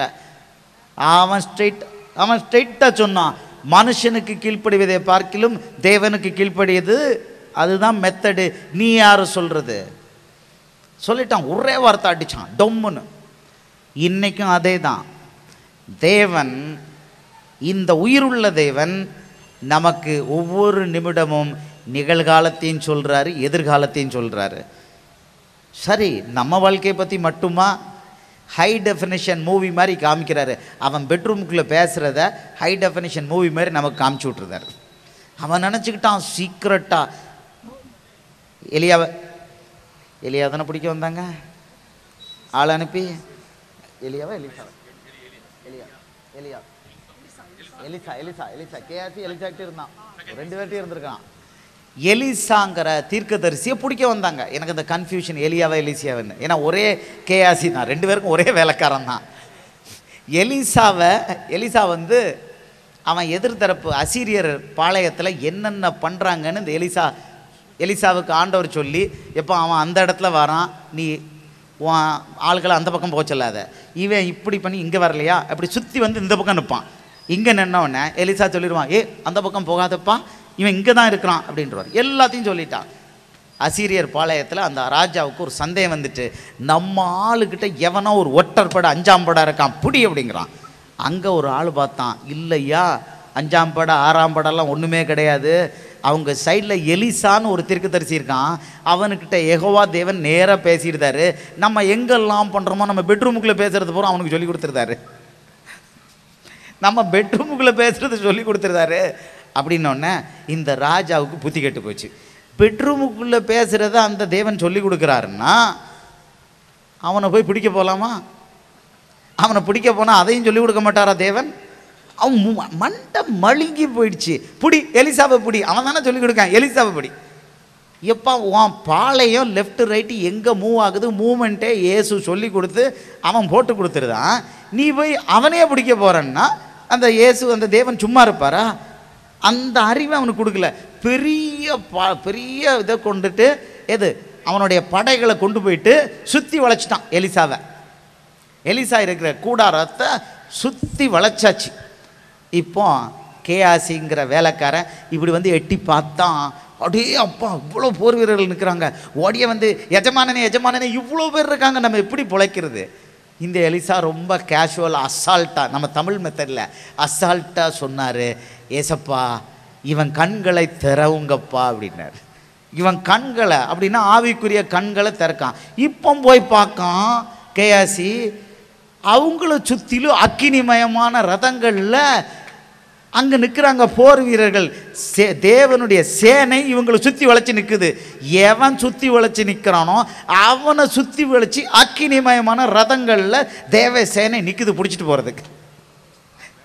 பார்த்துட்டான் கேயாசிக்கு. இப்போ சந்தோஷம், சரி நமக்கு செம ப்ரொட்டெக்ஷன். எல்லா நேரமும் ஆண்டவர் நமக்கு அந்த ஆவிக்குரிய கண்ணை திறக்க விட்றதில்ல. இப்போ திறந்து பார்த்தோன்னா அந்த அசிங்கமாக அங்கங்கே கொஞ்சம் தூரத்தில் நிற்கும் பிசாசு, அதையும் பார்க்க வேண்டியது இருக்கும். இந்த சுற்றிலும் தேவதூதர்கள் உருவிய பட்டயத்தோடு நமக்காக போராடிக்கிட்டு இருப்பாங்க, அதையும் பார்க்கலாம். பட் எக்ஸ்டெண்டடில் அந்த பிசாசு உருன்னு ஒரு மாதிரி மூஞ்ச வச்சுக்கிட்டு நிற்கும். மனுஷன் பாதி மிருகம் பாதியாக நிற்கும். அது எதுக்குன்னு சொல்லி தான் ஆண்டவர் நமக்கு கண்ணை நிறைய நேரம் திறக்கிறதில்ல. ப்ரேயர் பண்ணும்போது அது பக்கத்தில் வந்து நிற்கும். நமக்கு தெரியாத பட்சத்தில் பிரச்சனையே இல்லை, ஏசவி நாமத்தில் பிசாசுன்னு சொல்லிட்டு போய்கிட்டே இருப்போம். ஆனால் நம்ம அதை பார்க்காதனால நமக்கு பிரச்சனையே இல்லை. ஆவிக்குரிய கண்ணை திறந்தாருன்னா அந்த அசிங்கத்தை நம்ம பார்த்துட்டே அப்படின்னு பெண்கள் சில சமயம் பிள்ளைகள் பயந்து போயிடுவீங்க. ஆனால் ஆண்டவர் கூட இருந்தாருன்னா நம்ம அதை பற்றி பயப்பட வேண்டாம். ஒரு மிதி மிதிச்சிடலாம், ஒரே மிதி காலி, அது காலி. இப்போ கேஎஸ்சி பார்த்த பிறகு என்னாச்சு, அந்த அத்தனை பேரும் குருடர்களாக போயிட்டாங்க. பிடிக்க வந்த அத்தனை படை வீரர்களும் குருடர்களாகி இதே எலிசா அவங்கள கையை பிடிச்சி கொண்டு போய் சாப்பாடு கொடுத்து கண்களை திறந்து விட்டு போங்கப்பா உங்கள் ஊருக்குன்னு அனுப்பி வச்சார். வேதாகமம் சொல்லுது, அதுக்கு பிறகு எலிசா உயிரோடு இருந்த காலம் மட்டும் அசீரியரோட தண்டுகள் இஸ்ரவேலுக்கு எதிராக வரவே இல்லை. அல்லேலூயா. நீங்களும் நானும் விசுவாசிக்கிற தேவன் நம்மளை ஜாதகம் பார்க்க சொல்லலை, வஞ்சிக்கப்படுறதுக்கு நம்மளை ஒப்பு கொடுக்க சொல்லலை. முழங்கால் போட்டால் பச்சையாக நமக்கு என்ன நடக்க போகுதுன்னு சொல்கிறாரு. எதிரி பாளையத்தில் என்ன நடக்கும்னு சொல்கிறாரு. எனக்கு ரொம்ப பிரச்சனையாக இருந்த அந்த பீரியடில் அங்கே என்ன நடக்குதுன்னு அப்பப்போ போட்டு கொடுப்பாரு. அப்போ மட்டும் இல்லை, இப்பவும் தான் எங்கே எவன் என்ன பண்ணுறான் அப்படிங்கிறத இங்கே போட்டு கொடுத்துக்கிட்டே இருப்பார் நமக்கு. இவருக்கு பேர் என்ன? இயேசுவுக்கு பேர் என்ன? நேற்றும் இன்றும் என்றும் மாறாதவர். உலகம் பிறவாவதற்கு முன்னே அவர் இருந்தார். நாள் பிறவாவதற்கு முன்னே நான் இருந்தேன்னு சொல்லியிருக்கிறார். 2000 வருஷத்துக்கு முன்னாலே எலிசா, 2500 வருஷத்துக்கு முன்னாலே எலிசாவை வைத்து அதை பண்ணார்னா, இந்த மாறாத தேவன், என்றுமே மாறாத தேவன் இன்னைக்கும் அதே வேலை தான் பண்ணுறாரு. தாம் பிள்ளைகளுக்கு அவங்க எதிர்காலத்தை பற்றியும் காமிச்சு கொடுக்குறாரு. எதிரிகள் என்ன பண்ணுறாங்கன்னு ஹை டெஃபினிஷன் மூவியில் போட்டு கொடுக்குறாரு. என்ன பண்ண போகிறான்னு 1 மாதம் 2 மாதத்துக்கு முன்னாலே நமக்கு தெரியும். நம்ம ஜாலியாக ரிலாக்ஸ்டாக என்ஜாய் பண்ணிவிட்டு, எப்பா நீ பண்ண போறியா, நீ யோசிக்கவே இல்லை, நீ என்ன பண்ண போகிறான்னு ஆண்டவர் எனக்கு சொல்லிட்டாரு, நோட்டில் எழுதி வச்சுக்கிறோம். அல்லேலூயா. அவன் குப்புரை கவுள்றான்னா நமக்கு முதல்ல சொல்கிறாரு, மகனே இந்த பாரு அவன் குப்புரை இன்னைக்கு கவுள்றாங்கிறார், காமிச்சு கொடுத்துருத்தாரு. நமக்கு தெரியும், ஆனால் அதை பார்த்து சந்தோஷப்படக்கூடாது. ஏன்னா ஒரு கிறிஸ்தவன் எதிரியை சிநேகிக்கணும். அது வந்து பிரதான கட்டளையில் வருது. எதிரியை சிநேகிக்கலைன்னா கிறிஸ்தவனுக்கு பரலோக ராஜ்யம் கிடையாது. ஆனாலும் ஆண்டவர் தாம் பிள்ளையை பாதுகாக்கிறதுக்கு செய்யும் பொழுது தாம் பிள்ளைகிட்ட இந்த சீக்ரெட்லாம் ஷேர் பண்ணுறாரு. சரி, இது மட்டுமா? உலகத்தில் என்ன நடக்க போகுதுங்கிற சீக்ரெட்டை தாம் பிள்ளைக்கு போட்டு கொடுத்துருந்தாரு. ஆமோஸ் 3:7 சொல்கிறாரு, கர்த்தராகிய ஆண்டவர் தீர்க்கதரிசிகளாகிய தமது பிள்ளைகளுக்கு தமது ரகசியத்தை தெரிவிக்காமல் ஒரு காரியத்தையும் செய்யார். ரகசியம், ஃபுல் ரகசியத்தை சொல்லிடுதார். ஜப்பானில் பூகம்பம் வந்து சுனாமி வருதா, நமக்கு அதை முதல்லே சொல்லிடுதார். உலகம் முழுக்க அழிவு வருதா, முதல்லே சொல்லிடுதார். எல்லாம் முதல்ல சொல்லிடுதார். சில விஷயங்களை ரகசியமாக வச்சுக்கோங்கிறாரு, சில விஷயங்களை ஓப்பனாக சொல்லுங்கிறாரு. இப்போ உங்கள் சகோதரனுக்கு நிறைய விஷயங்களை சொல்லி அதைத்தான் ஊராக இன்றைக்கி 92 93வது மீட்டிங் ஊராக போய் சொல்கிறோம். ஐயா அழிவு வருது, அம்மா அழிவு வருது, தப்பிச்சுக்கோங்க. யோவான் 3:3 சொல்லுது, ஒருவன் மறுபடியும் பிறவாவிட்டால் தேவனுடைய ராஜ்யத்தை சுதந்திரிக்க மாட்டான். இயேசுவை இரட்சகராக ஏற்றுக்கொண்டு பாவ மன்னிப்பை பெறாத எவனும் எவளும் எவ்வளோ நல்ல ஆளாக இருந்தாலும் எவ்வளோ தான தர்மங்களை செய்தாலும் பரலோகத்துக்கு போவே முடியாது. இதை நீங்களும் நானும் இந்த கடைசி நிமிஷத்தில் எல்லாருக்கும் சொல்லணும்னு ஆண்டவர் எதிர்பார்க்குறார். அல்லேலூயா, அல்லேலூயா. ஒரு 2 நாளைக்கு முன்னால் ஒரு பத்திரிக்கையில், தினமணி பத்திரிக்கையில் போட்டிருக்காங்க. புதன்கிழமை 23ஆம் தேதி, இன்றைக்கி 26, 23ஆம் தேதி மெய்யாலுமான்னு போட்டுட்டு டாப்பில் என் பேரை போட்டு, இந்த உமா சங்கருங்கிற ஆஃபீஸர் போய் மத பிரச்சாரம் பண்ணுறாரு, இதை தடை பண்ண யாருமே பண்ண முடியாதான்னு ரொம்ப அங்கலாய்ச்சிருக்கிறார். எனக்கு நான் தினமணியை ரொம்ப வருஷம் வாங்குகிறேன். நான் எந்த அலுவலகத்தை போய் உட்கார்ந்தாலும் அட்வர்டைஸ்மெண்ட் கொடுக்கணுன்னா தினமணியில் தான் கொடுப்பேன். எனக்கு பிடிக்கும் அந்த பத்திரிக்கை. நல்ல நேர்மையாக சரியாக ரிப்போர்ட் பண்ணுவாங்க. கொஞ்சம் விக்கிரகங்களை பற்றி நிறையா எழுதுவாங்க, அந்த பேப்பரை தூக்கி தூர வச்சுருவோம். அது அவங்க பாடு, அவ்வளோதான். அவங்க பாடு, அதை பற்றி நம்ம ஒன்றும் சொல்கிறதுக்கு இல்லை. அந்த சப்ளிமெண்ட்ரியில் போடுவாங்க, இப்போவும் அதை தூக்கி உடனே தூக்கி தூர வச்சுருவோம். இப்போ அவருக்கு என் மேலே நெருடல் ஆயிட்டு, என் மேலே ரொம்ப மரியாதை உள்ள பத்திரிக்கை அது. நேர்மையாளர்கள்லாம் சப்போர்ட் பண்ணுற பத்திரிக்கை அந்த தினமணி. அவர் போட்டார், இந்த உமாசங்கரை கண்ட்ரோல் பண்ணுறதுக்கு ஒருத்தர் இல்லையாப்பா. ரொம்ப ஆதங்கப்பட்டுட்டார். கண்ட்ரோல் பண்ணுறவங்களும் கண்ட்ரோல் பண்ண மாட்டாங்க. அவருக்கு தெரியாது, இந்த ஆளை கண்ட்ரோல் பண்ணுறதுக்கு ஒரே ஒருத்தர் தான் இருக்கிறாரு. அவர் இங்கே இல்லை, அங்கே இருக்கார். No one else can control, no one else can control. There is only one எஜமானன், only one control, that is Jesus Christ. Hallelujah, hallelujah. இந்திய அரசியல் சாசன சட்டப்படி ஃபண்டமெண்டல் ரைட், அடிப்படை உரிமையில் ஒரு மனிதனுக்கு, ஒரு இந்திய பிரஜைக்கு கொடுக்கப்பட்டுள்ளது என்னன்னா மதத்தை பின்பற்றுவது. அதில் எக்ஸ்ட்ராவாக ஒன்று சொல்லியிருக்காங்க, மதத்தை பரப்புவதும் அந்த ஃபண்டமெண்டல் ரைட்டில் ஒன்று. இதை யாரும் தடுக்க முடியாது. ஐஏஎஸ் ஆஃபீஸர்னால மதத்தை பற்றி பேசக்கூடாதுங்கிறது கிடையாது. இது மதம் அல்ல, இது ஜீவன். கிறிஸ்துவம் ஒரு மதம் அல்ல, அது ஜீவன். வேதாகமம் சொல்லுது, கிறிஸ்துவை உடையவன் ஜீவனை உடையவன். அப்படின்னா அர்த்தம் என்ன? கிறிஸ்துவை ஏற்றுக்கொள்ளாதவன் எல்லாம் செத்து போன பிணம். ஐ எம் வெரி சாரி, நான் சொல்லலை, பைபிள் சொல்லுது. அப்போஸ்தலர் 26:18 சொல்லுது, கிறிஸ்துவை ஏற்றுக்கொள்ளாதவர்கள் குருடர்கள்னு சொல்லுது. நான் சொல்லலைங்க, பைபிள் சொல்லுது. 2 கொரிந்தியர் 4:4 சொல்லுது, 2 கொரிந்தியர் 4:4 சொல்லுது, இந்த சுவிசேஷத்தின் ஒளி அவிசுவாசிகளாகிய அவர்களுக்கு பிரகாசமாயிராதபடிக்கு பிசாசானவன், அதாவது இந்த பிரபஞ்சத்தின் தேவனான பிசாசானவன் அவர்களுடைய மனதை குருடாக்கி இருக்கிறான்.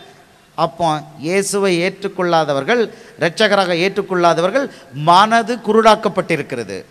ஏசாயா 44:18, ஏசாயா 44:18 ஏசாயா தீர்க்கதரிசி சொல்கிறான், அறியாமலும் உணராமலும் இருக்கிறார்கள், காணாதபடிக்கு அவர்கள் கண்களும் உணராதபடிக்கு அவர்கள் இருதயமும் அடைக்கப்பட்டிருக்கிறது.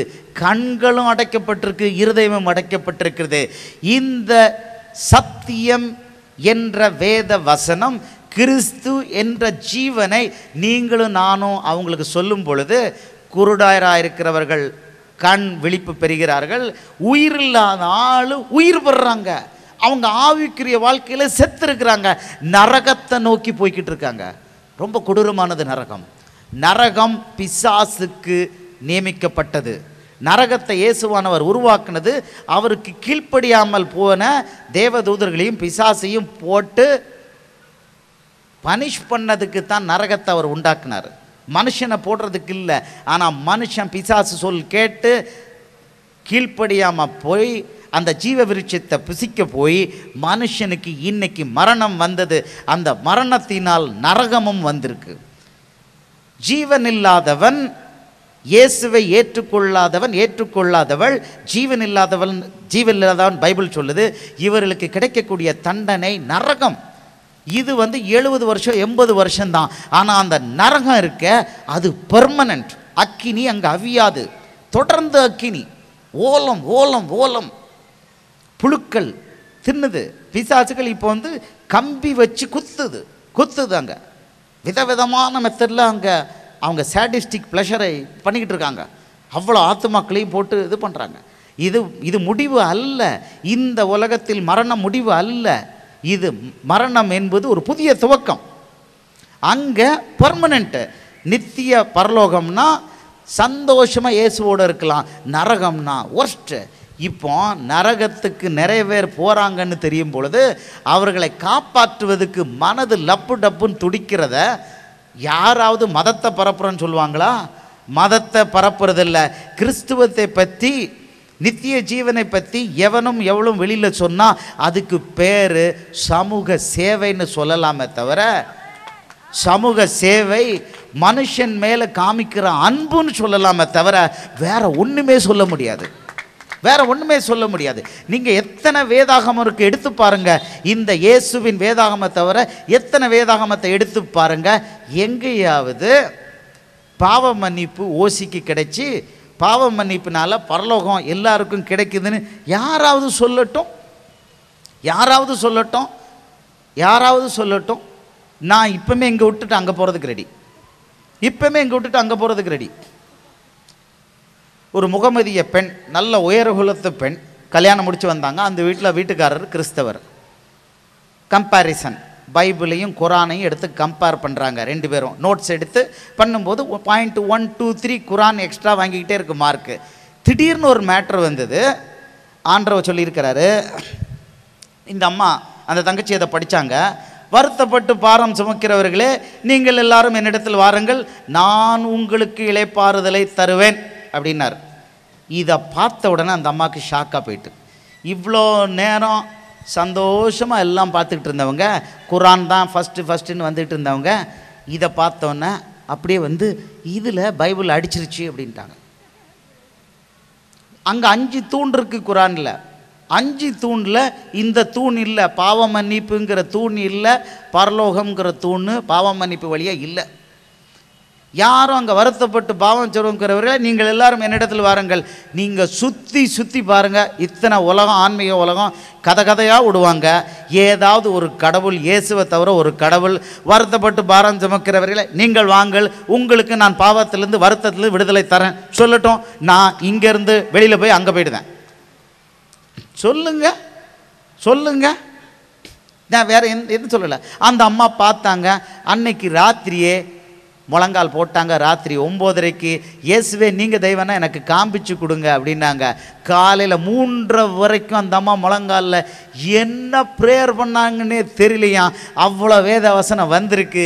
இயேசுவை ஏற்றுக்கிட்டு இன்னைக்கு ஏன் முஸ்லீமியன மக்கள் பூரம் கண் திறக்கப்பட்டு இங்கே வரணும் அப்படின்னு அந்த அம்மா யூடியூப்பில் வீடியோ கொடுத்துருக்காங்க. இருக்கு. இயேசுவை தவிர யாரும் நித்திய ஜீவனை இலவசமாக தர்றேன்னு சொல்லலை. தினமணி ஆசிரியர் அவர்களே, நான் ரோட்டில் இறங்கி IAS ஆஃபீஸருங்கிற முறையில் இருந்தும் லீவில் ஓடி நான் சொல்கிறேன்னு, இது என்ன தெரியுமா? நீங்கள் பத்திரிக்கை சேவை பண்ணுறீங்க, நான் சமூக சேவை, மக்கள் சேவை பண்ணுறேன். அல்லேலூயா. அத்தனை பேர் நரகத்துக்கு போயிட்டு இருக்கானே. வயிறு எரியுதியா, தூக்கம் வரமாட்டேக்கியா. ஒரு சொந்தக்காரர் செத்து போயிட்டார். வெறும் 36 வயசு தான். ஹாஸ்பிட்டல் கொண்டு போய் ராமச்சந்திரா கொண்டு போய் எல்லா டெஸ்ட்டும் எடுத்துட்டு ஒன்றும் இல்லைங்க போங்கன்ட்டாங்க. அவர் பைக்கில் ஏறுதாரு, திருப்பி நெஞ்சு வலி மாதிரி இருக்குது. போகிறாங்க ஹாஸ்பிட்டலில், ரிசப்ஷன்லேயே ஆள் இறந்துட்டார். டாக்டர்ஸால் கண்டுபிடிக்க முடியல.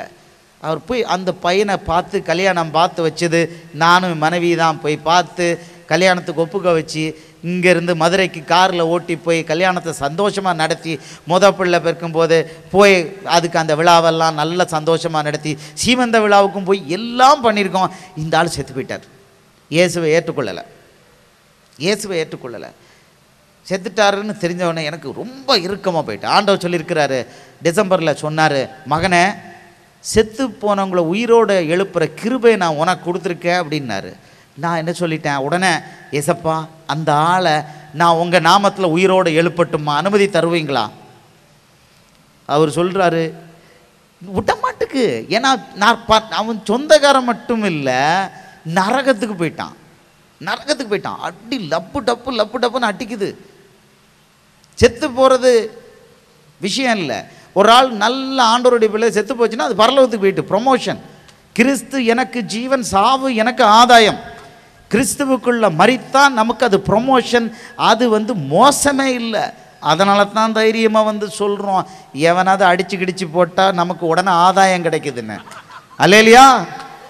இவனுக்கு தெரியாது, இவனுக்கு தெரிய மாட்டேக்கு, நம்மளோட எய்ம் தெரிய மாட்டேக்கு. இவன் கஷ்டப்பட்டு பரலோகத்துக்கு போகிறதுக்கு இவன் அடிச்சு கிடிச்சு போட்டான்னா நமக்கு ரத்த சாட்சியாக போனால் ஆண்டவர் மடியிலே போய் உட்காந்துடலாம் ஸ்ட்ரைட்டாக. அல்லேலூயா, அல்லேலூயா. கிறிஸ்து எனக்கு ஜீவன். ஒருவன் தன் ஜீவனையும் வெறுக்காவிட்டால் எனக்கு சீஷனாக இருக்க மாட்டான். மத்தேயு 24:17 அவர் சொல்கிறாரு. சீஷன், எல்லாரும் சீஷனாக இருக்கணும். ஜீவன் முக்கியம் இல்லை. இந்த ஆள் செத்து போயிட்டாரு. ஆண்டவர் சொல்லிட்டாரு, மகனே அவன் ஒரு தடவையாவது என்கிட்ட வந்திருந்தா நான் அவனை கவனிச்சிருப்பேன் அப்படின்ட்டார். ஒரே வார்த்தை. இருந்தாலும் எனக்கு சான்ஸ் கொடுத்தாரு. 75 கிடையாது, 25 ஓப்பன் அப்படின்னார். நான் என்ன பண்ணேன், என் மனைவிக்கு என் மேலே ரொம்ப அபார, ஆண்டவர் மேலே நம்பிக்கை, அபார நம்பிக்கை என் மேலே. நான் போய் அந்த செத்துப்போன பாடி முன்னால் இருந்துக்கிட்டு 2 மணி நேரம் நானும் நின்று ப்ரேயர் பண்ணிட்டே இருக்கேன். உயிர் வந்துருமா, வேறு யார்கிட்டையும் சொல்லலை, என் மனைவிக்கு மட்டும் தெரியும். நான் என்ன மூணுக்கிறேன்னு என் மனைவிக்கு மட்டும் தெரியும். இந்த ஆள் வம்பு பிடிச்ச ஆள் உயிரை வர வைக்கிறதுக்கு ஏதாவது பண்ணுவாருன்னு சொல்லி அவருக்கு தெரியும். நான் பார்க்க ப்ரேயர் பண்ணிகிட்டே இருக்கேன். என் மனைவி அவரை முகத்தை பார்த்துட்டு இருக்காரு. லாஸ்டர் மாதிரி அந்த ஆள் எந்திரிச்சு வரன்னு பார்த்துக்கிட்டே இருக்கிறாரு. கடைசி வரைக்கும் ஆண்டவர் கிருபை இல்லை, போயிடுச்சு, எரிச்சாச்சு பாடியை. தூக்கமே இல்லை.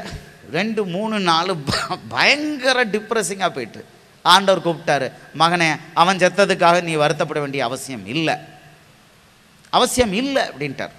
தாம் புள்ள டிப்ரெஸ் ஆயிட்டுன்னா வராரு. எதுக்கு இந்த டிப்ரெஷன்? தினமணி ஆசிரியர் அவர்களே, எதுக்கு இந்த டிப்ரெஷன்?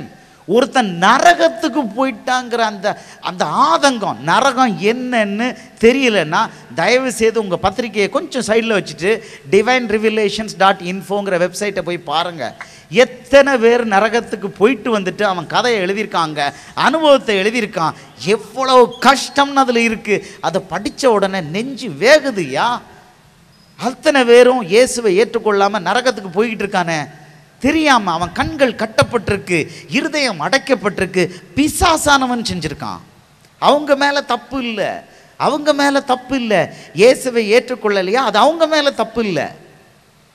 கிறிஸ்தவர்களுக்கு நல்லா தெரியணும், வேதாகமம் தெளிவாக சொல்கிறது, பிசாசானவன் அவர்கள் கண்களை, இருதயத்தை, மனதை கட்டி வைத்திருக்கிறான். நீங்களும் நானும் இந்த மாதிரி காஸ்பல் மீட்டிங்கில் பேசி மற்றவர்களுக்கு இயேசுவை பற்றி சொல்லி வேதாகமத்தை வாசித்து திறப்பின் வாசலில் நின்று அவங்களுக்காக அழுது ஜெபம் பண்ணோம்னா ஆண்டவர் கேட்டு பிசாசு போட்டிருக்க கட்டுகளை உடைச்சி விடுவார். அவர்களுக்கு அப்பந்தான் தெரியும் இயேசு தான் தெய்வம், பாக்கி எல்லாம் டூப்ளிகேட்னு தெரியும். ஓடியே வந்துருவான். அல்லேலூயா, அல்லேலூயா. தினமணி ஆசிரியர் அவர்களுக்கு இன்னும் நான் நிறைய சொல்ல வேண்டியது இருக்குது. இந்த இயேசு கிட்ட வர்றனால என்ன கிடைக்கு? எதிர்காலத்தை பற்றி ஒரு பயமே வரமாட்டேக்கு. பிரச்சனை என்னன்னா மலை போல் நிற்குது. மலை போல் நிற்கும்போது ஆண்டவர் சொல்கிறாரு, சகரியா 4:7 சொல்கிறாரு, ஆனாலும் செருபாவேலே பெரிய பர்வதங்களை நீ ஏமாத்திரம், பெரிய பர்வதமே நீ ஏமாத்திரம், செருபாவேலுக்கு முன்னால் நீ சம பூமியாவாய் அப்படிங்கிறார். ஒரு பெரிய இதை குரூப்பை கவுத்து விட்டுட்டு ஆண்டவர் சொல்கிறாரு, மகனே எடு, யோசுவா 10வது அதிகாரம் 14வது எடுத்து படிச்சு பாரு, அது பாரு, உனக்காக என்ன பண்ண அப்படிங்கிறாரு. இந்த காட் ரொம்ப ஓவர் காடு. நான் அவருக்கு பட்ட பேர் வச்சுட்டேன், டூ மச் காட், ஓவர் காட்னு அவருக்கு பேர் வச்சுட்டேன். தாம் பிள்ளை மேலே என்ன அளவுக்கு பாசம். தினமணி ஆசிரியர் அவர்களே, இப்படி பாசம் காமிக்கிற ஒரு கடவுளை தயவு செய்து காமிங்க. இவர் அளவுக்கு இல்லை, 50%, வேணாம் 10% இயேசு அளவுக்கு ஒரு பாசம் காமிக்கிற ஒரு கடவுளை காமிங்க, நான் இப்போமே இயேசுவை விட்டு வாக் அவுட் பண்ணுறேன். 10% என்ன, 1%. இயேசுவை போல அன்பு காமிக்கிற ஒரு கடவுள், 1% அன்பு காமிக்கிற கடவுளை காமிங்க, நான் வாக் அவுட் பண்ணிடுதேன். இயேசு வேண்டான்னு நான் வாக் அவுட் பண்ணிடுதேன். காமிங்க 1% ஒரு கடவுள் இயேசு மாதிரி என்கிட்ட பேசட்டும். இயேசு மாதிரி ஒரு பெரிய 1,00,000 கோடி உள்ள குரூப்பை டப்புன்னு ஒரு குப்பையில் தள்ளிட்டு, பிள்ளை I did it for you, நான் உனக்கு பண்ணேன் பிள்ளை, இப்படி ஏண்டுக்கிட்டு நிற்கிற ஒரு தெய்வம். அல்லேலூயா. இப்பவும் சொல்கிறாரு, மகனே உனக்கு எதிராக கொத்தளம் போடுவதும் இல்லை. 2 ராஜாக்கள் 19 சொல்கிறாரு, உனக்கு எதிராக அவன் கொத்தளம் போடுறதும் இல்லை, உனக்கு எதிராக ஒரு அம்பு விடுறதும் இல்லை. அப்புறம் நமக்கு என்ன, இவ்வளோ சொன்ன பிறகு நமக்கு ஏற்கனவே இப்படி போகிற ஆள் இவர் இப்படி வேற நமக்கு ஓவராக போட்டு கொடுத்தாருன்னா தலை கீழே வரமாட்டேக்கு இப்படித்தான் போகுது. அல்லேலூயா. கிறிஸ்தவனும் இப்படி ஏன் போகிறாங்கன்னா அவங்க பார்க்குறது பூரா மேலே தான் பார்க்குறாங்க. மேலே பார்த்தா கீழே அவர் பாக்கியெல்லாம் கவனிச்சுக்கிறார். அல்லேலூயா, அல்லேலூயா. எல்லாத்தையும் காமிச்சிருந்தார். எதிர்காலம் உலகத்தில் இப்போ பெரிய அழிவுகள் வரப்போகிறத பற்றி அவர் குறிப்பிட்டிருக்கிறார். ஆனால் எல்லாத்துக்கும் மேலே இந்த இயேசுவை பற்றி நான் ஒரு 4 வார்த்தைகளை தினமணி ஆசிரியருக்கும் சொல்லணும், எல்லாருக்கும் சொல்லணும். இவர் நல்ல தெய்வம், இவர் ரொம்ப நல்ல தெய்வம். மன்னிக்கிறதுக்கு ரெடியாக இருக்கிறார், மன்னிக்கிறதுக்கு ரெடியாக இருக்கிறார். இவரை பற்றி நல்லா தெரிஞ்சுக்கணும். அவர் சொல்கிறாரு, பாவியை நான் கொல்றதுக்கு விருப்பப்படலை அப்படிங்கிறாரு. தயவு செய்து என்கிட்ட வா அப்படிங்கிறாரு. எசேக்கியேல் 23 சொல்கிறாரு, வா என்கிட்ட வா, பாவியை நான் கொல்ல விருப்பப்படலை அப்படிங்கிறார். நீ என்கிட்ட வந்துரு, இயேசுவே தெய்வம், என் பாவத்தை மன்னிங்க, இந்த வார்த்தையை மட்டும் சொல்லியிருப்புல, நான் பார்த்துக்கிறேங்கிறாரு. இதுக்கு சாம்பிளாக நிறைய காமிக்கிறார். ஒரு இளம் பெண் 16 வயசு, ஏதோ காதல் ஃபெயிலியர் ஆகிட்டு அமெரிக்காவில் டப்புன்னு துப்பாக்கி எடுத்தா. அந்த ஊரில் துப்பாக்கி தான் வீட்டில் ஈஸியாக கிடைக்குது. நம்ம ஊரில் டுபாக்கூர் அங்கே ஒரிஜினல் துப்பாக்கியே கிடைக்குது. எடுத்துட்டு தலைக்கு கொண்டு போய் வச்சுட்டு, இயேசுவே என்னை மன்னிச்சிருங்க, நான் என்னை கொல்ல போகிறேன்.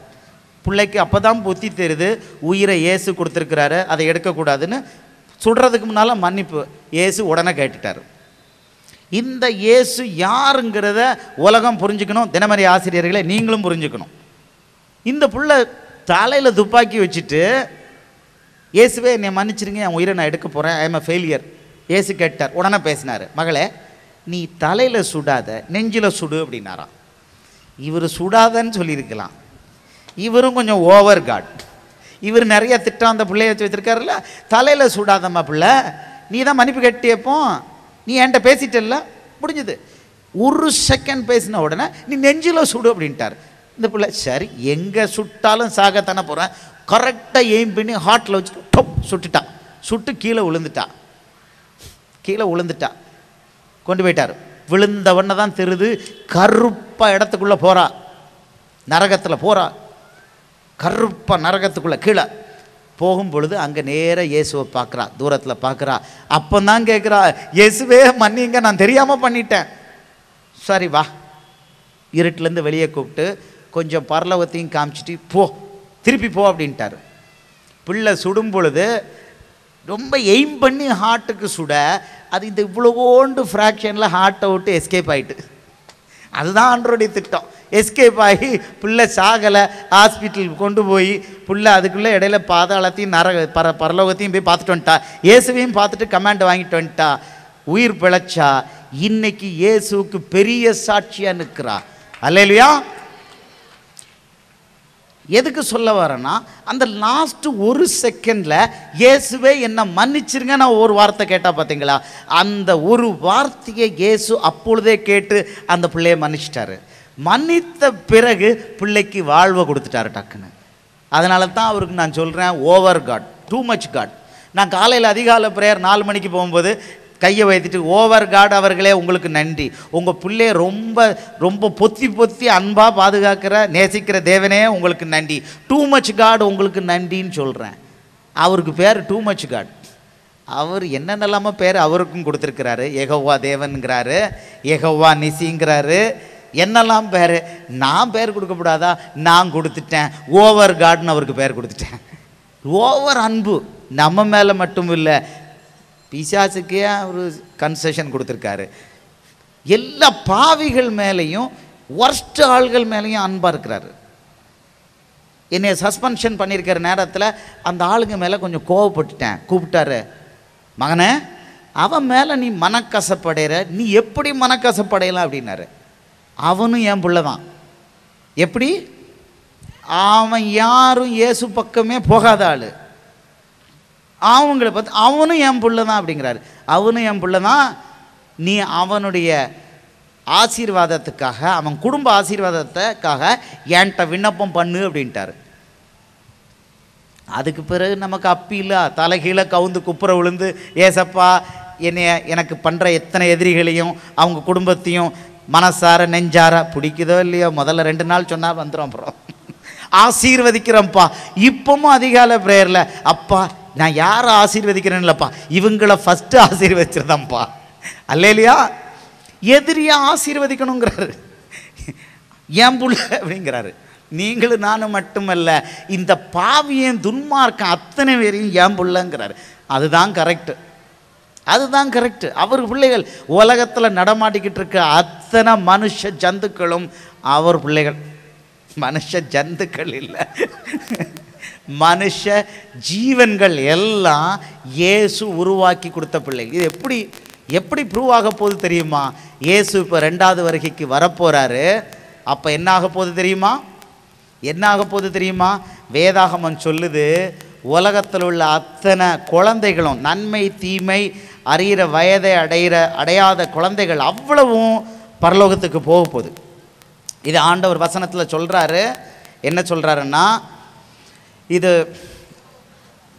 எரேமியா, சரி நான் சொல்கிறேன். அதாவது, அந்நாளில் கர்ப்பவதியாக இருப்பவர்களுக்கும் பால் கொடுக்கிற தாய்மார்களுக்கும் ஐயோ அப்படிங்கிறாரு.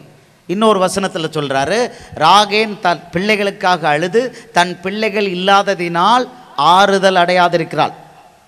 எரேமியா மத்தேயு 2:17. எரேமியாலையும் கொடுத்து மத்தேயில் அது நிறைவேறி இப்போ அடுத்தது ஒரு தடவை நடக்க போகுது. இயேசுவானவர் மத்திய ஆகாயத்தில் தேவதூதர்களோடு வரும்பொழுது, உங்களையும் என்னையும் கூட்டிகிட்டு போக வரும்பொழுது, உயிரோடு இருக்க நம்மளோட யாரெல்லாம் பறந்து போகிறார் தெரியுமா? நன்மை தீமை அறிகிற வயதை அடைவதற்கு முன்னால் இருக்கிற, அதாவது 12 வயசுக்குள்ள அத்தனை குழந்தைகளும் பறந்து போயிடும். ஒரே நிமிஷத்தில் காணாமல் போயிடும், இயேசுவோடு போயிடும். குழந்தைகள் எல்லாம் இயேசுவோட சொத்துக்கள். நம்ம நினைக்கிறோம் ஏன் குழந்தைங்கிறோம். நோ நோ நோ, இயேசு கொடுத்தது. நமக்கு மட்டுமா? முகமதிய குழந்தை, இந்து குழந்தை, பௌத்த குழந்தை, சீக்கிய குழந்தை, இயேசுவே இல்லைன்னு சொல்கிற, கடவுளே இல்லைன்னு சொல்கிறவனுடைய குழந்தையையும் இயேசு தான் சுதந்திரமாக கொடுத்துருக்காரு. வேதாகம் என்ன சொல்லுது? கற்பத்தின் கனி கர்த்தரால் கொடுக்கப்பட்ட சுதந்திரம். சுதந்திரம்னா என்ன? அவருடைய ஷேர், அவருடைய பாகத்தை நமக்கு கொடுத்துருக்காரு. இந்த குழந்தைகள்லாம் அவருடைய பாகம். உலகம் அதை தெரிய போகுது. ஆண்டவருடைய வருகை 2 வருஷமா 3 வருஷமா என்னன்னு தெரியல. அந்த நேரத்தில் சிறு குழந்தைகள், உலகத்தில் உள்ள அத்தனை சிறு குழந்தைகளும் எந்த மதத்தினரானாலும் பறந்து போயிடுவாங்க. தினமணி ஆசிரியர் அவர்களே, உங்களுக்கு இது தெரியாது, எங்களுக்கு இது தெரியும். அதனால் குழந்தைகளோடு சேர்த்து பெற்றோரையும் பரலோகத்துக்கு கூட்டிகிட்டு போகணுன்னு நாங்கள் மனிதாபமான முயற்சி பண்ணிக்கிட்டு இருக்கோம். இது மதத்தை பரப்புகிற முயற்சி அல்ல. Hallelujah, hallelujah. மதத்தை பரப்புகிற முயற்சி அல்ல. நீங்கள் முயற்சி பண்ணி பாருங்கள், எல்லாரும் இதே மெத்தடில் முயற்சி பண்ணி பாருங்கள். நாங்கள் உங்கள் பரலோகத்துக்கு அனுப்புகிறோம், கொண்டு போகிறோம், பாவ மன்னிப்பு ஓசிக்கு கொடுக்குறோம். உங்களை இயேசு மாதிரியே சிங்காசனத்தில் நாங்கள் உட்கார வைக்கிறோம். ஏன்யா, இன்னைக்கு நீ ஒரு ஆள் பெரிய ஆளுன்னா அந்த சீட்டு பக்கத்துலேயே எங்களை உட்காரக்கூடாதுங்கிற. ஆனால் இயேசு சொல்கிறாரு, வெளிப்படுத்தல் 3:16, வெளிப்படுத்தல ஃபுல்லாக சொல்கிறாரு, சிங்காசனத்தில் என்னோடு கூட உன்னையும் உட்கார வைக்கிறேன் அப்படிங்கிறாரு. யார்? வானத்தையும் பூமியும் படைத்த தேவன் அவருடைய சிங்காசனத்தில் உங்களையும் என்னையும் உட்கார வைப்பாராம். இப்படி சொல்கிற ஒரு கடவுள் எங்கேயாவது இருக்கிறாங்களா? தினமணி ஆசிரியர் அவர்களே, நான் இன்றைக்கி ரோட்டுக்கு இயேசுவே தேவன் பாக்கி எல்லாம் டூப்ளிகேட்டுன்னு சொல்கிறேன்னா அது மதத்தை பரப்புறதில்ல, சத்தியத்தை சத்தியம் என்று சொல்கிறேன். அல்லேலூயா. உண்மையை உண்மை என்றும் சத்தியத்தை சத்தியம் என்றும் சொல்கிறேன். இது சத்தியம் மக்களை விடுதலையாக்கும். நான் அல்ல, எனக்கு அந்த அதிகாரம் கிடையாது, பாஸ்டருக்கு அந்த அதிகாரம் கிடையாது. இயேசு ஒருவர், இயேசு ஒருவரே சத்தியம், பாக்கி எதுவும் சத்தியம் அல்ல. எல்லாம் ஏமாத்து, பாக்கி எல்லாம் ஏமாத்து சொல்றதுக்கு காரணம் இதுவே. நல்ல அண்டர்ஸ்டாண்டிங் இருக்கு, மதம் பரப்புவது அல்ல. இன்னொன்றும் கேட்டேன் ஆண்டவர்கிட்ட, அவர்கிட்ட தான் டப்புன்னு நம்ம பேசலாமே. ஆண்டவரே, குழந்தைகளை பூரா நீங்கள் எடுத்துக்கிறீங்க, எல்லா குழந்தைகளும் எடுத்துக்கிறீங்க, கருவில் இருக்கிறது எங்கே போகும்ப்பா, அதுவும் நீங்கள் கொடுத்த சுதந்திரம் தானேன்னு கேட்டேன். டக்குன்னு 2 வசனம் கொடுத்தாரு, கர்ப்பவதிகளுக்கும் ஐயோ. ஏன்னா கர்ப்பத்தில் இருக்க குழந்தைகளும் ஆண்டவர் அவருடைய சபையை எடுத்துக்கொள்ள வரும்போது அதுவும் விங்ஸ் போட்டு பறந்து போயிடும்.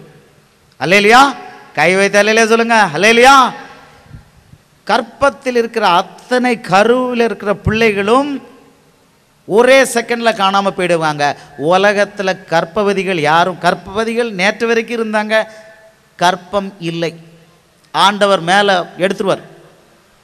இது நடக்க போகுது, இது நடக்க போகுது. இந்த ரகசியத்தை நீங்களும் இப்போ தெரிஞ்சுக்கிட்டீங்க, சொல்லணும். அந்நாளில் கர்ப்பவதிகளுக்கும் பால் கொடுக்கிற தாய்மாருக்கும் ஐயோன்னு சொல்கிறாரு. 2 பேர் கையிலையும் புள்ள இருக்காது. கைவிடப்பட்டவர்னா 2 பேர் கையிலையும் புள்ள இருக்காது, முடிஞ்சு போச்சு. உலகத்தை அதை மறைக்க முயற்சி பண்ணுவாங்க, பிள்ளைகள்லாம் காணாமல் போயிட்டு. ஏன்னா ஆண்டவர் வரும்பொழுது பெரிய அந்தகாரம் இருக்கும், உலகம் முழுக்க இருட்டு இருக்கும், உலகம் முழுக்க இருட்டு இருக்கும். ஆண்டவர் வரும்பொழுது அந்த இருட்டு சாம்பிள் ஆண்டவர் இந்த வருஷம் கொண்டு வர போகிறாரு. அதை பற்றி சொல்லதுக்கு தான் வந்திருக்கிறேன். ஆண்டவர் சொல்கிறாரு, இப்போ எதிர்காலத்தை குறித்து சொல்கிறாரு. இந்த ஆண்டவர் அன்பை குறித்து நான் பேசிட்டேன், பேசினா நேரம் இல்லை. இயேசு ஒருவர் தெய்வம், வா இன்னைக்கு உனக்கு சான்ஸு. இயேசுவே ரட்சகன் சொல்லி பாவ மன்னிப்பு பெற்று டிக்கெட் ஒன்று வாங்கி வச்சுக்கோ. எங்கே போகிறதுக்கு? பரலோகம் போகிறதுக்கு. இல்லைன்னா நீ யாராக இருந்தாலும் உனக்கு நரகம்தான்.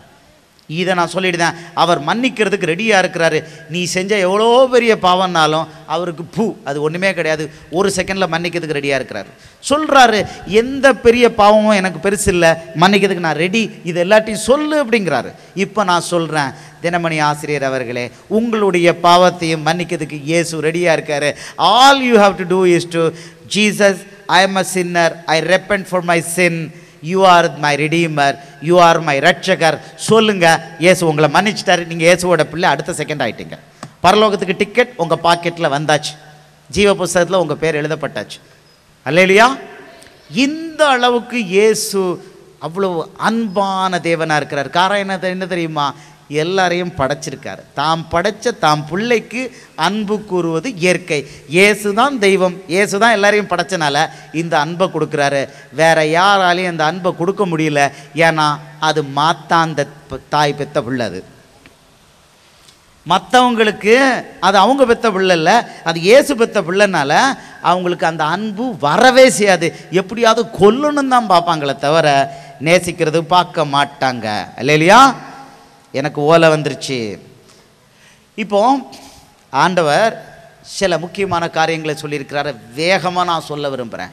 ஆண்டவருடைய வருகை மிக சமீபத்தில் இருக்குது. ஆகாய் 2:6 இந்த வசனத்தை ஆண்டவர் கொடுத்திருக்காரு. ஆகாய் 2:6 சேனைகளின் கர்த்தர் சொல்லுகிறார், நான் இன்னொரு தரம் வானத்தையும் பூமியையும் சமுத்திரத்தையும் வெட்டாந்தரையும் அசைய பண்ணுகிறேன்கிறார். பண்ண போகிறேங்கிறார். அர்த்தம் என்ன?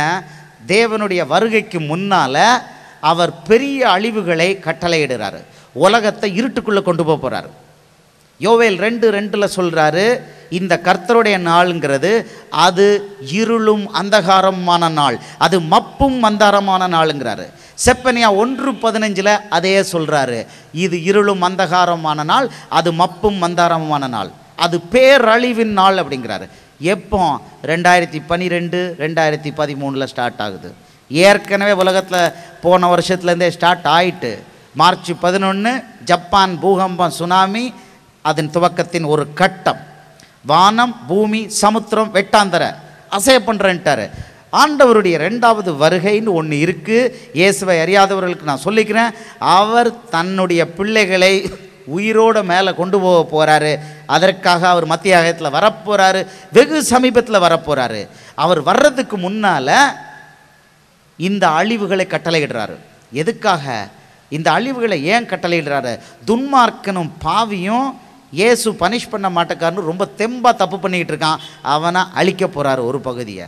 இன்னொரு பகுதியை ஆண்டவர் தனக்குள்ளே கொண்டு வந்து நிறுத்த போகிறார். சபைக்குள்ளே கொண்டு வந்து தாம் பிள்ளைகள் ஆக்கி பரலோகத்துக்கு இத்தனை எண்ணிக்கை தேவைப்படுது. ஏன்னா அங்கே டைனிங் டேபிளில் சாப்பாடு போட்டு மணவாட்டி சபையை ரெடி பண்ணுறதுக்கு, ரிசீவ் பண்ணுறதுக்கு தேவதூதர்கள் வெயிட் பண்ணிக்கிட்டு இருக்காங்க. டைனிங் டேபிள் ரெடி, பிளேட் வச்சாச்சு, சாப்பாடு பரிமாறப்பட்டு விட்டது, உங்கள் பேர் என் பேர் அங்கே கோல்டு லெட்டரில் எழுதப்பட்டு வச்சாச்சு. தேவதூதன் அட்டென்ஷனில் நிற்கிறான், உங்களையும் என்ன ரிசீவ் பண்ண. மணவாட்டி சபை ஃபுல்லாக ரெடி ஆகலை, இந்த நம்பர் ரெடி ஆகலை. இந்த நம்பரை கொண்டு வர்றதுக்கு ஆண்டவர் ஒரு அழிவை போட்டு இயேசுவே தெய்வம், பாக்கி எல்லாம் டூப்ளிகேட்னு காமிக்க போகிறார். அன்றைக்கு எகிப்தியருக்கு காமிச்சார், இயேசுவை தவிர வேற தெய்வம் இல்லைன்னு காமிச்சார். என் பிள்ளைகளுக்கும் என் பிள்ளைகள் அல்லாதவர்களுக்கும் உள்ள வித்தியாசத்தை அன்று காண்பித்தேன், இப்பொழுது நான் காமிக்க போகிறேன் அப்படிங்கிறார் வருகைக்கு முன்னால். லூக்கா 21, 9, 10, 11 சொல்கிறாரு, யுத்தங்கள் கலகங்கள் இருக்கும், மகா பெரிய பூமி எதிர்ச்சிகள் இருக்கும். எப்போ? இயேசுவோட 2வது வருகைக்கு முன்னால். இப்போ ஏப்ரல் 11 ஒரு மகா பெரிய பூமி எதிர்ச்சியை பார்த்தோம், ஆனால் அழிவு இல்லை. கடந்த மாதம், இந்த ஆண்டு மட்டும் ஜனவரி 1 அவ்வளோ பூமி எதிர்ச்சிகள் உலகம் முழுக்க. இந்தியாவில் டெல்லியில் 2 தடவை, சென்னையில் 1 தடவை, திருவண்ணாமலையில், எங்கள் குஜராத்தில், மகாராஷ்டிராவில், எங்கெல்லாம் அத்தனை இடத்துலையும் பூமி எதிர்ச்சி வந்துடுச்சு. உலகம் முழுக்க பூமி எதிர்ச்சி. டெய்லி பார்த்தா அவ்வளோ பூமி எதிர்ச்சிகள் வந்துக்கிட்டு இருக்கு. ஆண்டவருடைய வருகைக்கான அடையாளம். இந்த வருடத்துக்கு அவர் சொல்கிறாரு, இது அந்தகாரமான வருடம். ஏசாயா 60:2 சொல்கிறாரு, இருள் பூமியையும் காருள் ஜனங்களையும் மூடும் அப்படின்ட்டார். இந்த வருஷத்துக்கு 2012க்கு அஃபிஷியலாக சொல்லிட்டார், டிக்ளர்டு ஆண்டவருடைய வருகைக்கான நாள். லூக்கா 21:25 சொல்கிறாரு, சூரியனிலும் சந்திரனிலும் நட்சத்திரங்களிலும் அடையாளங்கள் தோன்றும். லூக்கா 21:25. யோவேல் 2:30-31 சொல்கிறாரு, சூரியன் இருளாகவும் சந்திரன் இரத்தமாகவும் மாறும்ட்டார். இப்போ இவ்வளோ வேகமாக எல்லாம் சொல்லிட்டேன், இப்போ கம்பேர் பண்ணுவோம், நாட்டு நடப்பு என்னன்னு கம்பேர் பண்ணுவோம். சூரிய புயல்னு எத்தனை பேர் கேள்விப்பட்டிருக்கீங்க சொல்லுங்கள்? சூரிய புயல் எத்தனை பேர் கை உயர்த்துங்க கேள்விப்பட்டிருக்கீங்க? கொஞ்சம் பேர் கேள்விப்பட்டிருக்கீங்க. ஆண்டவர் லூக்கா 21:25 சொல்லியிருக்கிறாரு, யோவேல் 2:31 சொல்லியிருக்கிறாரு, மல்கியா 4:1 சொல்லியிருக்காரு, சூளையை போல எரிகிற நாள் வரும் இருக்கிறாரு. அக்கினி, தண்ணியில் மட்டும் அழிவு இல்லை, பூகம்பத்தில் மட்டும் அழிவு வரப்போகிறதில்ல, மேலேருந்து அக்கினி உழப்போகுது. லோத்தின் காலத்தை போல் மேலேருந்து உழப்போகுது, பொத்துன்னு. சூரியன்லேருந்து அழிவு வருது, அங்கே தான் கையை வைக்கிறாரு ஃபஸ்ட்டு. சூரியன்லேயும் சந்திரன்லேயும் நட்சத்திரங்களையும் அடையாளங்கள் தோன்றும்னு சொல்லியிருக்காரு. இப்போ சூரிய புயல் இப்படி ஒன்று வந்திருக்கு. இந்த சூரிய புயல் உக்கிரத்தை எப்போ அடைய போதான்? இது இப்போ நடந்துக்கிட்டு இருக்கு. உக்கிரத்தை எப்போ அடைய போதான்? இந்த வருடம் டிசம்பர், 2013 ஜனவரி அப்படின்னு சொல்லிட்டாங்க. சரி, இந்த சூரிய புயலில் என்ன தான் நடக்கும் சொல்கிறாங்க? வட துருவம் தென் துருவமாகவும், தென் துருவம் வட துருவமாகவும் ஆகிடும். அதில் நமக்கு என்ன? நமக்கு தான் எல்லாம் ஒர்க் அவுட் ஆகிட்டு இருக்க, நமக்கு துருவங்களை பற்றி ஏன் கவலை? அவங்க சொல்கிறாங்க, நெக்ஸ்ட்டு இது மாதிரி ஆச்சுன்னா உலகம் முழுக்க மகா பெரிய பூமி எதிர்ச்சிகள் வருங்கிறாங்க. இப்போ தான் மேட்ரு. உலகம் முழுக்க மகா பெரிய பூமி எதிர்ச்சிகள், இதுக்கு தப்பிக்கிறதுக்கு வழி கிடையாது. அதனால் யாரும் அதை பற்றி எக்ஸ்ட்ராவாக பேச மாட்டேக்காங்க. ஏசாயா 2:10 அதை சொல்லியிருக்கான். ஏசாயா 2:10 போய் குழியில், பூமியில் போய் குழியில் போய் ஒளிஞ்சிக்கோ அப்படிங்கிறான். இப்போ உலகம் முழுக்க இந்தியாவை தவிர மற்ற நாடுகளில் அண்டர் கிரவுண்டில் வீடுகளை கட்ட துவங்கிட்டாங்க இந்த சூரிய புயல்லேருந்து தப்பிக்கிறதுக்கு. ஏன்னா 2012 எண்டில் வருது, யாரும் தப்பிக்க முடியாதுங்கிற. நீங்கள் ஆய்வு பண்ணுங்கள், யோவேல் 2 செப்பனியா 1வது அதிகாரத்தையும் ஆய்வு பண்ணுங்க. செப்பனியா 1:10 ஆண்டவர் சொல்கிறாரு, அன்னைக்கு அழிவு எப்படி வருமா? மீன் வாசலில் கூக்குரல் கேட்குமா, நகரத்தின் 2வது பகுதியில் அழிவின் உச்சக்கட்டம் இருக்குமா, மேடுகளில் மகா சங்காரத்தின் இரைச்சல் இருக்கும், எவனும் தப்பிக்க முடியாது. நான் பெரிய பணக்காரன், ரொம்ப சேஃபாக இருக்கேன். ஆஹா, உன் பணம் உன்னைய காப்பாற்றாத, அன்னைக்கு அழிச்சு விடுவேங்கிறாரு. மல்கியா 4:1 சொல்கிறாரு, வேறையும் கொப்பையும் வைக்க மாட்டேங்கிறாரு. இதில் காப்பாற்றப்பட போது நீங்களும் நானும் இயேசுவே தெய்வம்னு இருக்கிறவர்கள் மட்டும் காப்பாற்றப்பட போகிறோம். யோவேல் 2:32 ஆண்டவர் சொல்றாரு, அப்பொழுது கர்த்தருடைய நாமத்தை தொழுது கொள்கிறவனோ அவன் ரட்சிக்கப்படுவான். யோவேல் 2:32. ஏசாயா 32:17 எக்ஸ்ட்ராவா சொல்றாரு, நீதியின் பலன் என்றும் உள்ள அமெரிக்கையும் சுகமுமாம். நீதினா என்ன? ஆதியாகமம் 15:6, ரோமர் 4:25 நீதினா என்னன்னு சொல்றாரு, இயேசுவை இரட்சகராக தொழுது கொள்வது நீதி. வேற எதை தொழுது கொண்டாலும் இரட்சகரை விட்டுட்டு ரோமர் 1:25 மாதிரி சூரியனை இயேசு படைச்சிருக்க, சூரிய சந்திரனை நட்சத்திரனை கும்பிட்டுக்கிட்டு இருந்தால் ஆண்டவர் சொல்கிறாரு அது அநீதிங்கிறாரு. அந்த அநீதிக்கு அவர் நீதி பண்ண போகிறது தான் இப்போ வரக்கூடிய மகா பெரிய பூமி அதிர்ச்சி, அழிவுகள், சுனாமி, சூரிய புயல். கிறிஸ்தவர்கள் எச்சரிக்கையாக இருக்கணும். வந்தாச்சு, எல்லாம் வந்தாச்சு. சூரிய புயலில் உலகம் முழுக்க கலக்க போகிறாரு. எரேமியா 25:33 நடக்க போகுது. எரேமியா 25:33 ஆண்டவர் சொல்கிறாரு, அக்காலத்திலே பூமியின் ஒரு முனை துவக்கி பூமியின் மறுமுனை மட்டும் கர்த்தரால் கொலையுண்டவர்கள் கிடப்பார்கள். பிசாசால இல்லை, இது தேவன் அநீதிக்கு நீதியை சரிக்கட்டும் நாள். தான் படைத்த சிருஷ்டிகள் தன்னை தொழுது கொள்ளாமல் வேற எதையோ தொழுதுகிட்டு இருக்கிறனால ஆண்டவர் அந்த அநீதிக்கு நீதி பண்ற வர்ற நாள் இந்த வருடமே. எரேமியா 25:33 அக்காலத்திலே பூமியின் ஒரு முனை துவக்கி, இந்தியாவில் அமெரிக்காவில் பூமியின் ஒரு முனை துவக்கி பூமியின் மறுமுனை மட்டும் கர்த்தரால் கொலையுண்டவர்கள் கிடப்பார்கள். அவர்கள் புலம்பப்படாமலும் சேர்க்கப்படாமலும் அடக்கம் பண்ணப்படாமலும் பூமியின் மேல் எருவாவார்கள். வேதம்தான் சொல்லுது, இந்த வேதம்தான் சொல்லுது. ஏன் எருவாவார்கள்? எரேமியா 8:2 அவர் சொல்றாரு, அவர்கள் நேசித்ததும் சேவித்ததும் நாடினதும் பணிந்து கொண்டதுமான சூரியனுக்கும் சந்திரனுக்கும் வானத்தின் சர்வசேனைக்கு முன்பாக செத்து போனவர்களுடைய பாடிகளை பரப்பி வைப்பார்கள். அவைகள் வாரி அடக்கம் பண்ணப்படாமல் பூமியின் மேல் எருவாகும். எரேமியா 8:2 பதிலையும் வேதாமத்தில் எழுதி வச்சுட்டாரு. இது இந்த வருஷம் ஸ்டார்ட் ஆகுது. இயேசுவை தேவன் சொல்லி ஏற்றுக்கொண்டு பாவ மன்னிப்பு பெற்று இடப்பக்கம் வலப்பக்கம் பண்ண பார்க்காம இயேசுவை தொழுது கொள்கிறவங்களுக்கு மட்டும் பாதுகாப்பு. இப்போ சொல்லுங்க தினமணி ஆசிரியர் அவர்களே, நான் ஏன் ரோடாக போய் இதை சொல்கிறேன்? ஏன்னா இதை நான் சொன்னால் லட்சக்கணக்கான கோடிக்கணக்கான தமிழர்கள் தப்பிச்சுப்பாங்க. தமிழர்கள் எல்லாரும் 7 கோடி பேர் தமிழர்கள் தப்பிக்கணும்னு டெய்லி காலையில் 4லேருந்து 6 மணி வரைக்கும் நான் ஆண்டவர்கிட்ட அழுது புலம்பிக்கிட்டு இருக்கேன். எசேக்கியேல் 22:30, எசேக்கியேல் 22:30 நான் பூமியை சங்காரத்தால் அடிக்காதபடிக்கு திறப்பின் வாசலில் நிற்கவும் சுவரை அடைக்கவும் தக்கதாக ஒருவனை தேடினேன், ஒருவனையும் காணவில்லைன்னு சொல்கிறாரு. நீங்களும் நானும் அதிகாலையில் 4லேருந்து 6 வரை அழுது புலம்பி ஊரை காப்பாற்றுங்க, ஆத்துமாக்களை காப்பாற்றுங்கன்னு இயேசுவிட்ட அழணும்னு நம்மளை எதிர்பார்க்குறாரு. ஒவ்வொரு கிறிஸ்தவனும் இப்படி அழுது கொண்டு இருக்கிறான். தினமணி ஆசிரியர் அவர்களே, எங்கள் நேரத்தில் நாங்கள் அழுகிறோம், உங்களுக்காக அழுகிறோம், உங்களை காப்பாற்ற அழுகிறோம். அதுதான் கிறிஸ்துவம், அதுதான் அன்பின் மதம். அல்லேலூயா. கிறிஸ்தவம் என்றால் அன்பு, கிறிஸ்து என்றால் மட்டும்தான் அன்பு, வேற எங்கேயும் அன்பு கிடையாது. தன் உயிரையே மனுஷனுக்காக, பாவிகளுக்காக தான் உயிரை கொடுத்து அவர் நம்மளை மீட்டு கொள்றதுக்கு வந்து உயிரை கொடுத்தாரு. அதனால தான் நான் வந்து நிற்கிறேன். எதுவானாலும் இயேசுவே தேவன் வந்து சொல்லுவேன். எனக்காக உயிரை கொடுத்துருக்கிறாரு, என்கிட்ட கேட்காம என் பாவங்களுக்காக. தலைவர் அவர்களே, தினமணி ஆசிரியர் அவர்களே, உங்களுடைய பாவத்துக்காகவும் இயேசு அன்னைக்கு சிலுவையில் தொங்குனார். ஒவ்வொரு சொட்டு உயிர் இரத்தத்தையும் கொடுத்துருக்கிறாரு. அன்பு அன்பு அன்பு.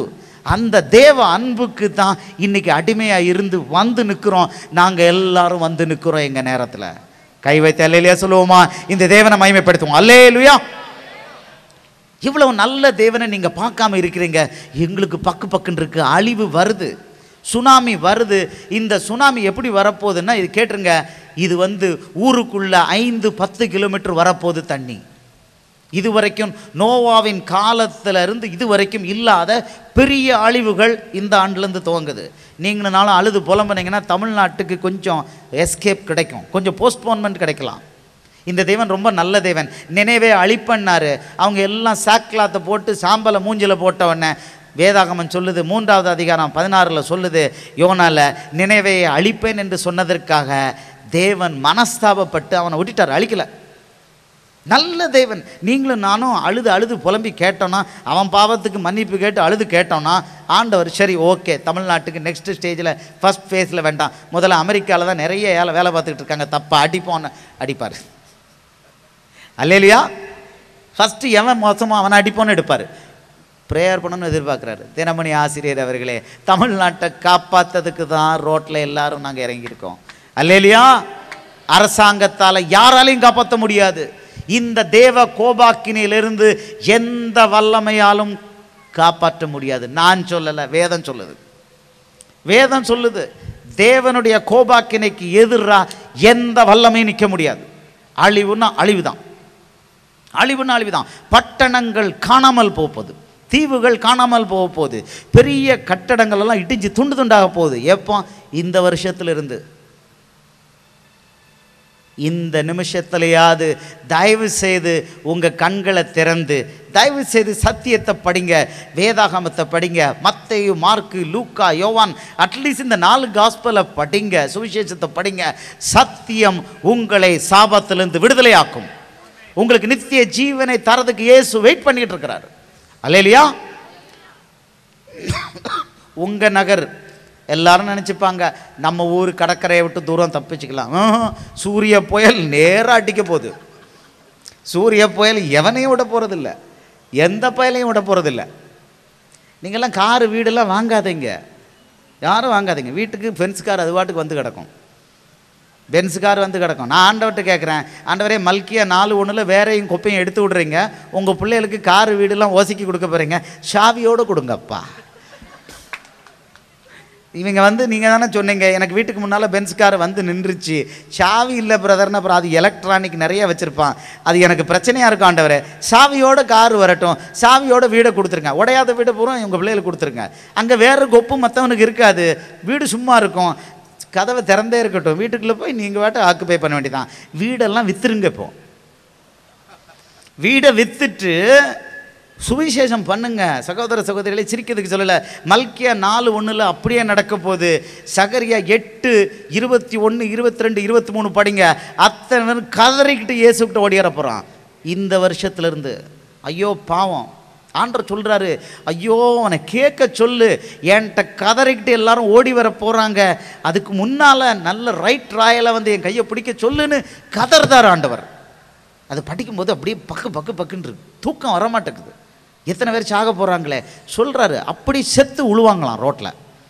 பிணங்கள் சென்னை நகரில் பிணங்களாக கிடக்குங்கிறாரு, எல்லா இடத்துலையும் பிணங்களாக கிடக்குங்கிறாரு, கண்ட இடங்களிலெல்லாம் பிணங்கள் கிடக்குங்கிறாரு. எல்லா நாடுகள்லையும் நடக்க போகுது, ஒரு நாடில் இல்லை. தயவு செய்து இதை வந்து சாதாரணமாக எடுத்துக்கொள்ளாதீங்க. இது என் வார்த்தைகள் அல்ல, ஆவியானவர் தருகிற எச்சரிக்கை இது. மல்கியா 4வது அதிகாரம் 5, 6 வசனம், அதாவது பழைய ஏற்பாட்டில் கடைசி 2 வசனங்களை ஆண்டவர் கொடுத்திருக்கிறாரு. கர்த்தருடைய பெரிதும் பயங்கரமான நாள் வருகிறதுக்கு முன்னே நான் உங்களிடத்திற்கு எலியா தீர்க்கதரிசி அனுப்புகிறேன் இருக்கிறாரு. அந்த எலியா தீர்க்கதரிசி கொடுக்கிறது எச்சரிக்கை, எக்கால சத்தம் மட்டுமே. இந்த எக்கால சத்தத்தை நீங்கள் கேட்டிருக்கீங்க. நீங்கள் எல்லாருக்கும் போய் எக்காலம் ஊதணும், ஊர் முழுக்க. தப்பிச்சுக்கோ தப்பிச்சுக்கோ, இயேசுக்கிட்ட இன்னைக்கே ஓடிவா, இன்றே ரட்சணை நாள்னு போய் ஓப்பனாக சொல்லணும். வீட்டில் காலையில் 4 மணிக்கு யார் தூங்கினாலும் நாளையிலேருந்து தேவதூதன் ஒரு அடி அடித்து எழுப்ப சொல்லி நான் கேட்க போகிறேன். காலையில் நான் ஃபஸ்ட்டு எந்திரிச்சோன்னு கேட்குறது, ஆண்டவரே இந்த மீட்டிங் அட்டன் பண்ண அத்தனை பேரையும் எழுப்புங்க பார்ப்போம், தூதனை அனுப்பி தட்டி எழுப்புங்கப்பா. என்ன தூக்க வேண்டி கிடக்கு? 4 மணிக்குலேருந்து 6 மணிக்கும் முழங்கால் போட்டு உட்காந்துட்டு நடந்துட்டு, இயேசுவே ஊரை காப்பாற்றுங்க, பக்கத்து வீட்டுக்காரனை காப்பாற்றுங்க, சைடு வீட்டுக்காரனை காப்பாற்றுங்க, அவன் சாகக்கூடாது, எல்லாரையும் நித்திய ஜீவனை அடைய செய்யுங்கன்னு சொல்லி, ரட்சிங்கன்னு சொல்லி, என் ஊரை ரட்சிங்கன்னு சொல்லி, என் ஜாதிக்காரனை ரட்சின்னு சொல்லி, அவன் முழங்கால்லையும் நடந்துக்கிட்டும் நின்றுக்கிட்டும் ஆண்டவரோட பேச வேண்டிய பரிந்து பேசுகிற நேரத்தில் காலையில் 4 மணிக்கு யாராவது தூங்கிட்டு இருந்தா அடி, தேவதூதன் வச்சு பொத்துன்னு அடி. நாளையிலேருந்து உங்களை தேவதூதன் கிள்ளி விடுவான், கிள்ளி விடுவான். நிறைய பேருக்கு கிள்ளி விட்டாலும் எந்திரிக்க மாட்டேக்காங்க. பிற மெதுவாக வந்து கேட்குறாங்க, பிரதர் 3:30க்கு எழும்புறேன், ஆண்டவர் எழுப்பி விடுதாரு, அதுக்கு பிறகு தூங்கிடுவேன். வா இப்படி தூங்கிட்டு இருக்கியா, உனக்கு அக்கினியும் கந்தமும் எரியிற இடம் கிடைக்க போகுது. இல்லையா? நாளையிலேருந்து தூங்கக்கூடாது, கேட்கணும். தினமணி ஆசிரியர் அவர்களே, ஊரை காப்பாற்றுறது, உலகத்தை காப்பாற்றுறது இந்த கிறிஸ்தவனால் மட்டும்தான் முடியுமே தவிர வேற எவனால முடியாது. இந்த கிறிஸ்தவன் முழங்கால் போட்டு காலையில் கதர்னான்னா வானத்தையும் பூமியும் படைச்சவர் கேட்கறதுக்கு ரெடியாக இருக்கிறாரு. நீங்கள் பத்திரிக்கையில் எழுதினாப்புல அவர் கேட்ட மாட்டார். இல்லை அரசாங்கம் ஜியோ போட்டாப்புல அவர் கேட்க மாட்டார். அரசாங்கத்தை உருவாக்குனதே இயேசு கிறிஸ்து தான். அல்லேலுயா, அல்லேலுயா. கை வைத்து அல்லேலூயா சொல்லுமா? அல்லேலுயா. நாளைக்கு காலையில் இருங்க, நான் 5 நிமிஷத்தில் முடிச்சிருந்தேம்மா. அம்மா உட்காருங்க, 5 நிமிஷத்தில் முடிச்சிருந்தேன். நாளைக்கு எனக்கு நேரம் முடிஞ்சு போச்சு, கொடுத்த நேரம் முடிஞ்சு போச்சு. நாளைக்கு காலையிலேருந்து அதிகாலை பிரேயர் எத்தனை பேர் பண்ணுவீங்கன்னு சொல்லுங்க. கை வைத்து அல்லேலூயா சொல்லுங்க. அல்லேலுயா. உங்களுக்கு எல்லாருக்கும் ஆண்டவர் இப்போ விசேஷித்த ஆவியை கொடுக்க போகிறாரு. இப்போ தினமணி ஆசிரியருக்கும் கிளியர் ஆகிட்டு, நமக்கும் கிளியர் ஆகிட்டு. இயேசு ஒருத்தர் தெய்வம். நம்ம உயிர் இயேசுக்காக போச்சுன்னா அது லட்டு, அது லட்டு. ஆமாம், சூப்பர் காடுங்க, சூப்பர் காடுங்க. தலையை குனிஞ்சிட்டு இயேசுவை பற்றி சொல்லக்கூடாது, தலை நிமிந்து தான் சொல்லணும் இயேசுவை பற்றி. உலகத்தில் தைரியமான பலவான்களை கொள்ளை கொண்டவர் இயேசு மட்டுமே. அதை கை பட்டயம் போட்டவர் கொள்ளை கொள்ளலை, சிலுவையில் தான் உயிரை கொடுத்து ஒவ்வொரு சொட்டு இரத்தத்தையும் உங்களுக்காக எனக்காக சிந்தி இந்த பலவான்களை உங்களையும் என்னையும் அவர் கொள்ளை கொண்டிருக்கிறார். உங்களுக்கும் எனக்கும் ஆண்டவர் கொடுத்துருக்க பேர் என்ன தெரியுமா? பலவான்கள். பலவான்கள். இயேசு ஒருத்தர் தான் பலவான்களின் உச்சகட்டம். தன்னை கொலை பண்ண போகிறாங்கன்னு தெரிஞ்சு தான் அவர் உலகத்துக்கே வந்தார். அவர் சிலுவையில் மறிக்கிறதுக்கு தான் உலகத்துக்கு வந்தார். நிறைய மேட்டர் இருக்குது தினமணி ஆசிரியருக்கு சொல்கிறதுக்கு, எனக்கு நேரம் பத்தலை, நேரம் முடிஞ்சு போச்சு. சிலுவையில் மறித்து மனுக்குலத்தை மீட்கிறதுக்கு தான் அவர் வந்தார். உங்களையும் என்னையும் எல்லாரையும் பாவத்திலேருந்து மீட்கிறதுக்கு தான் அவர் வந்தார். ஆனால் பயந்து ஓடலை. சொன்னார், என்னை ஒப்பு கொடுக்க போகிறாங்க, கொலை பண்ண போகிறாங்கன்னு சொல்லிக்கிட்டே சிலுவைக்கு போனார். தைரியசாலி இயேசு ஒருவர் தான். அந்த தைரியசாலிக்கு பிள்ளைகள் நாங்கள் எந்த விதத்துலையும் நாங்கள் குறைய மாட்டோம். நாங்கள் பலசாலிகள், நாங்கள் இயேசுவின் பிள்ளைகள், இயேசுவின் இரத்தத்தால் உருவான பிள்ளைகள். நாங்கள் எல்லாம் பலசாலிகள். நாங்கள் பலசாலிகளாக இருந்தும் அழுவோம், அழுவோம், அழுவோம், மற்றவங்களுக்காக அழுவோம். இதுதான் கிறிஸ்தவம். அல்லேலூயா. எல்லாரும் அந்தந்த இடங்களில் எழுந்திரிச்சு நிற்போம். இப்போ நான் உங்களுக்காக விண்ணப்பம் பண்ண போகிறேன். கடைசி காலத்தில் ஆண்டவர் விசேஷித்த ஆவியை தரன் இருக்கிறாரு. அந்த ஆவி செத்துப்போன ஆளுகளை உயிரோடு எழுப்பும், வியாதியஸ்தர்களை குணமாக்கும், பிசாசுகளை ஓட்டும், பெரிய பலமான காரியங்களை இந்த ஆவி பண்ணும். இப்போ குயிக்காக அந்த ஆவியை உங்களுக்கு நான் கொடுக்க சொல்ல போகிறேன். ஆண்டவர் எனக்கு 2 விசேஷ ஆவிகளை கொடுத்துருக்காரு. ஆபிரகாமின் விசுவாசம், அடுத்து தானியேலுடைய சிங்கத்தை எதிர்கொள்கிற தைரியம்.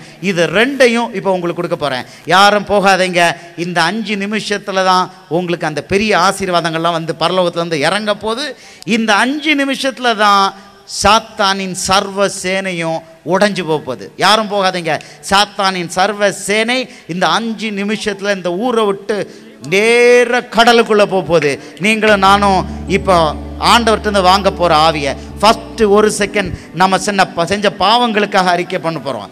நம்ம நிறைய பேருக்கு இயேசுவை பற்றி சொல்லலை, பைபிளை வாசிக்கலை, ப்ரேயர் பண்ணல. இன்னையிலேருந்து நம்ம சரியாக பண்ண போகிறோம். தசம பாகத்தை இன்னையிலேருந்து ஒழுங்காக கொடுக்க போகிறோம். எதிரியை இன்னையிலேருந்து மன்னிக்க மட்டுமில்லை, நேசிக்க போகிறோம். இயேசுவின் கட்டளையின்படி இருக்க போகிறோம்.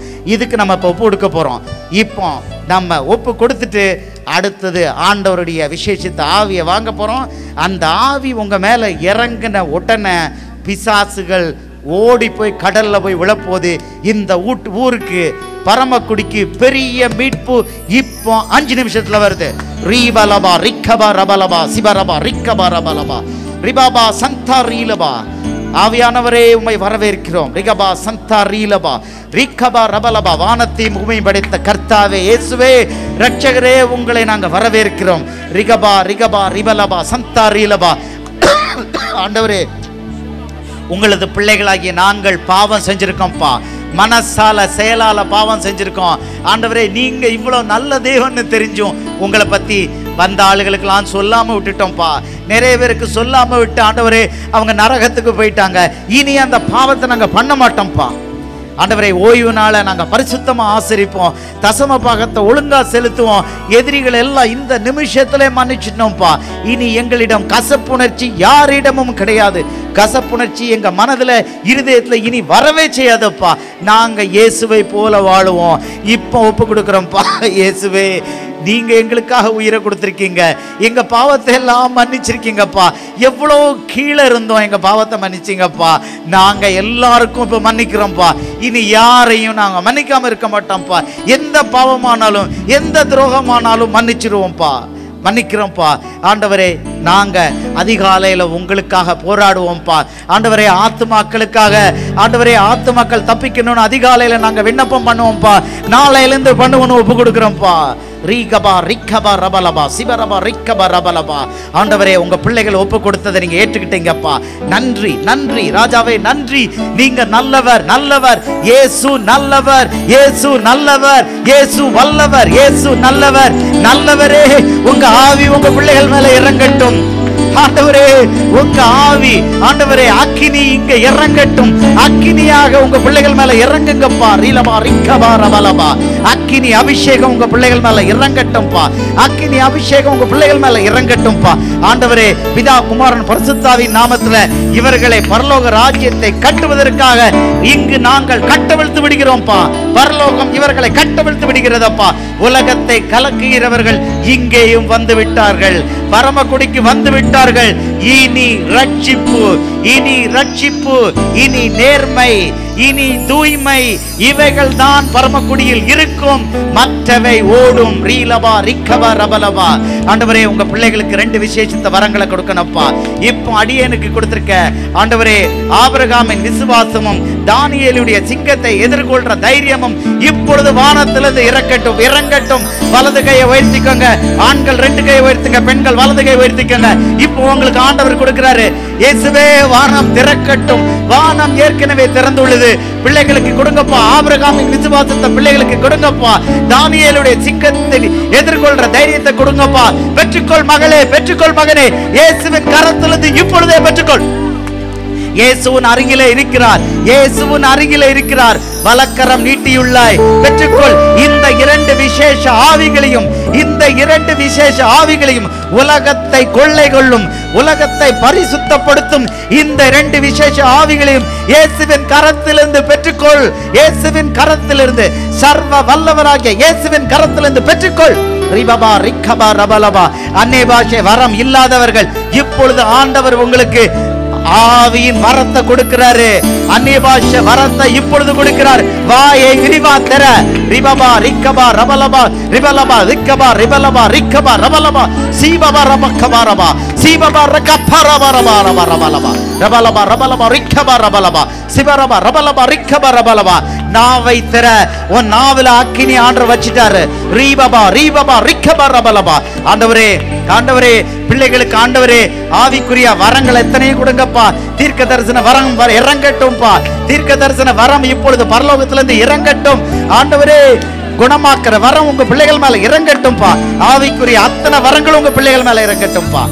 இப்பொழுது எல்லாரும் சேர்ந்து இந்த ஊர்ல இருக்க பிசாசுக்கு பை பை சொல்லுவோம். இயேசுவின் நாமத்துல இந்த ஊர்ல உள்ள அத்தனை பிசாசுகளை நாங்க மிதித்து போடுறோம். சொல்லுங்க, இயேசுவின் நாமத்துல இந்த ஊர்ல உள்ள அத்தனை பிசாசையும் மிதித்து போன்னு கட்டளையிடுறோம். பாதாளத்துக்கு போன அத்தனை பிசாசுகளும் கட்டளையிடுறோம். இயேசுவின் நாமத்துல அத்தனை அசுத்தாவிகளையும் பாதாளத்துக்கு போன்னு கட்டளையிடுறோம். ரீபபா ரிக்கபா ரபலபா.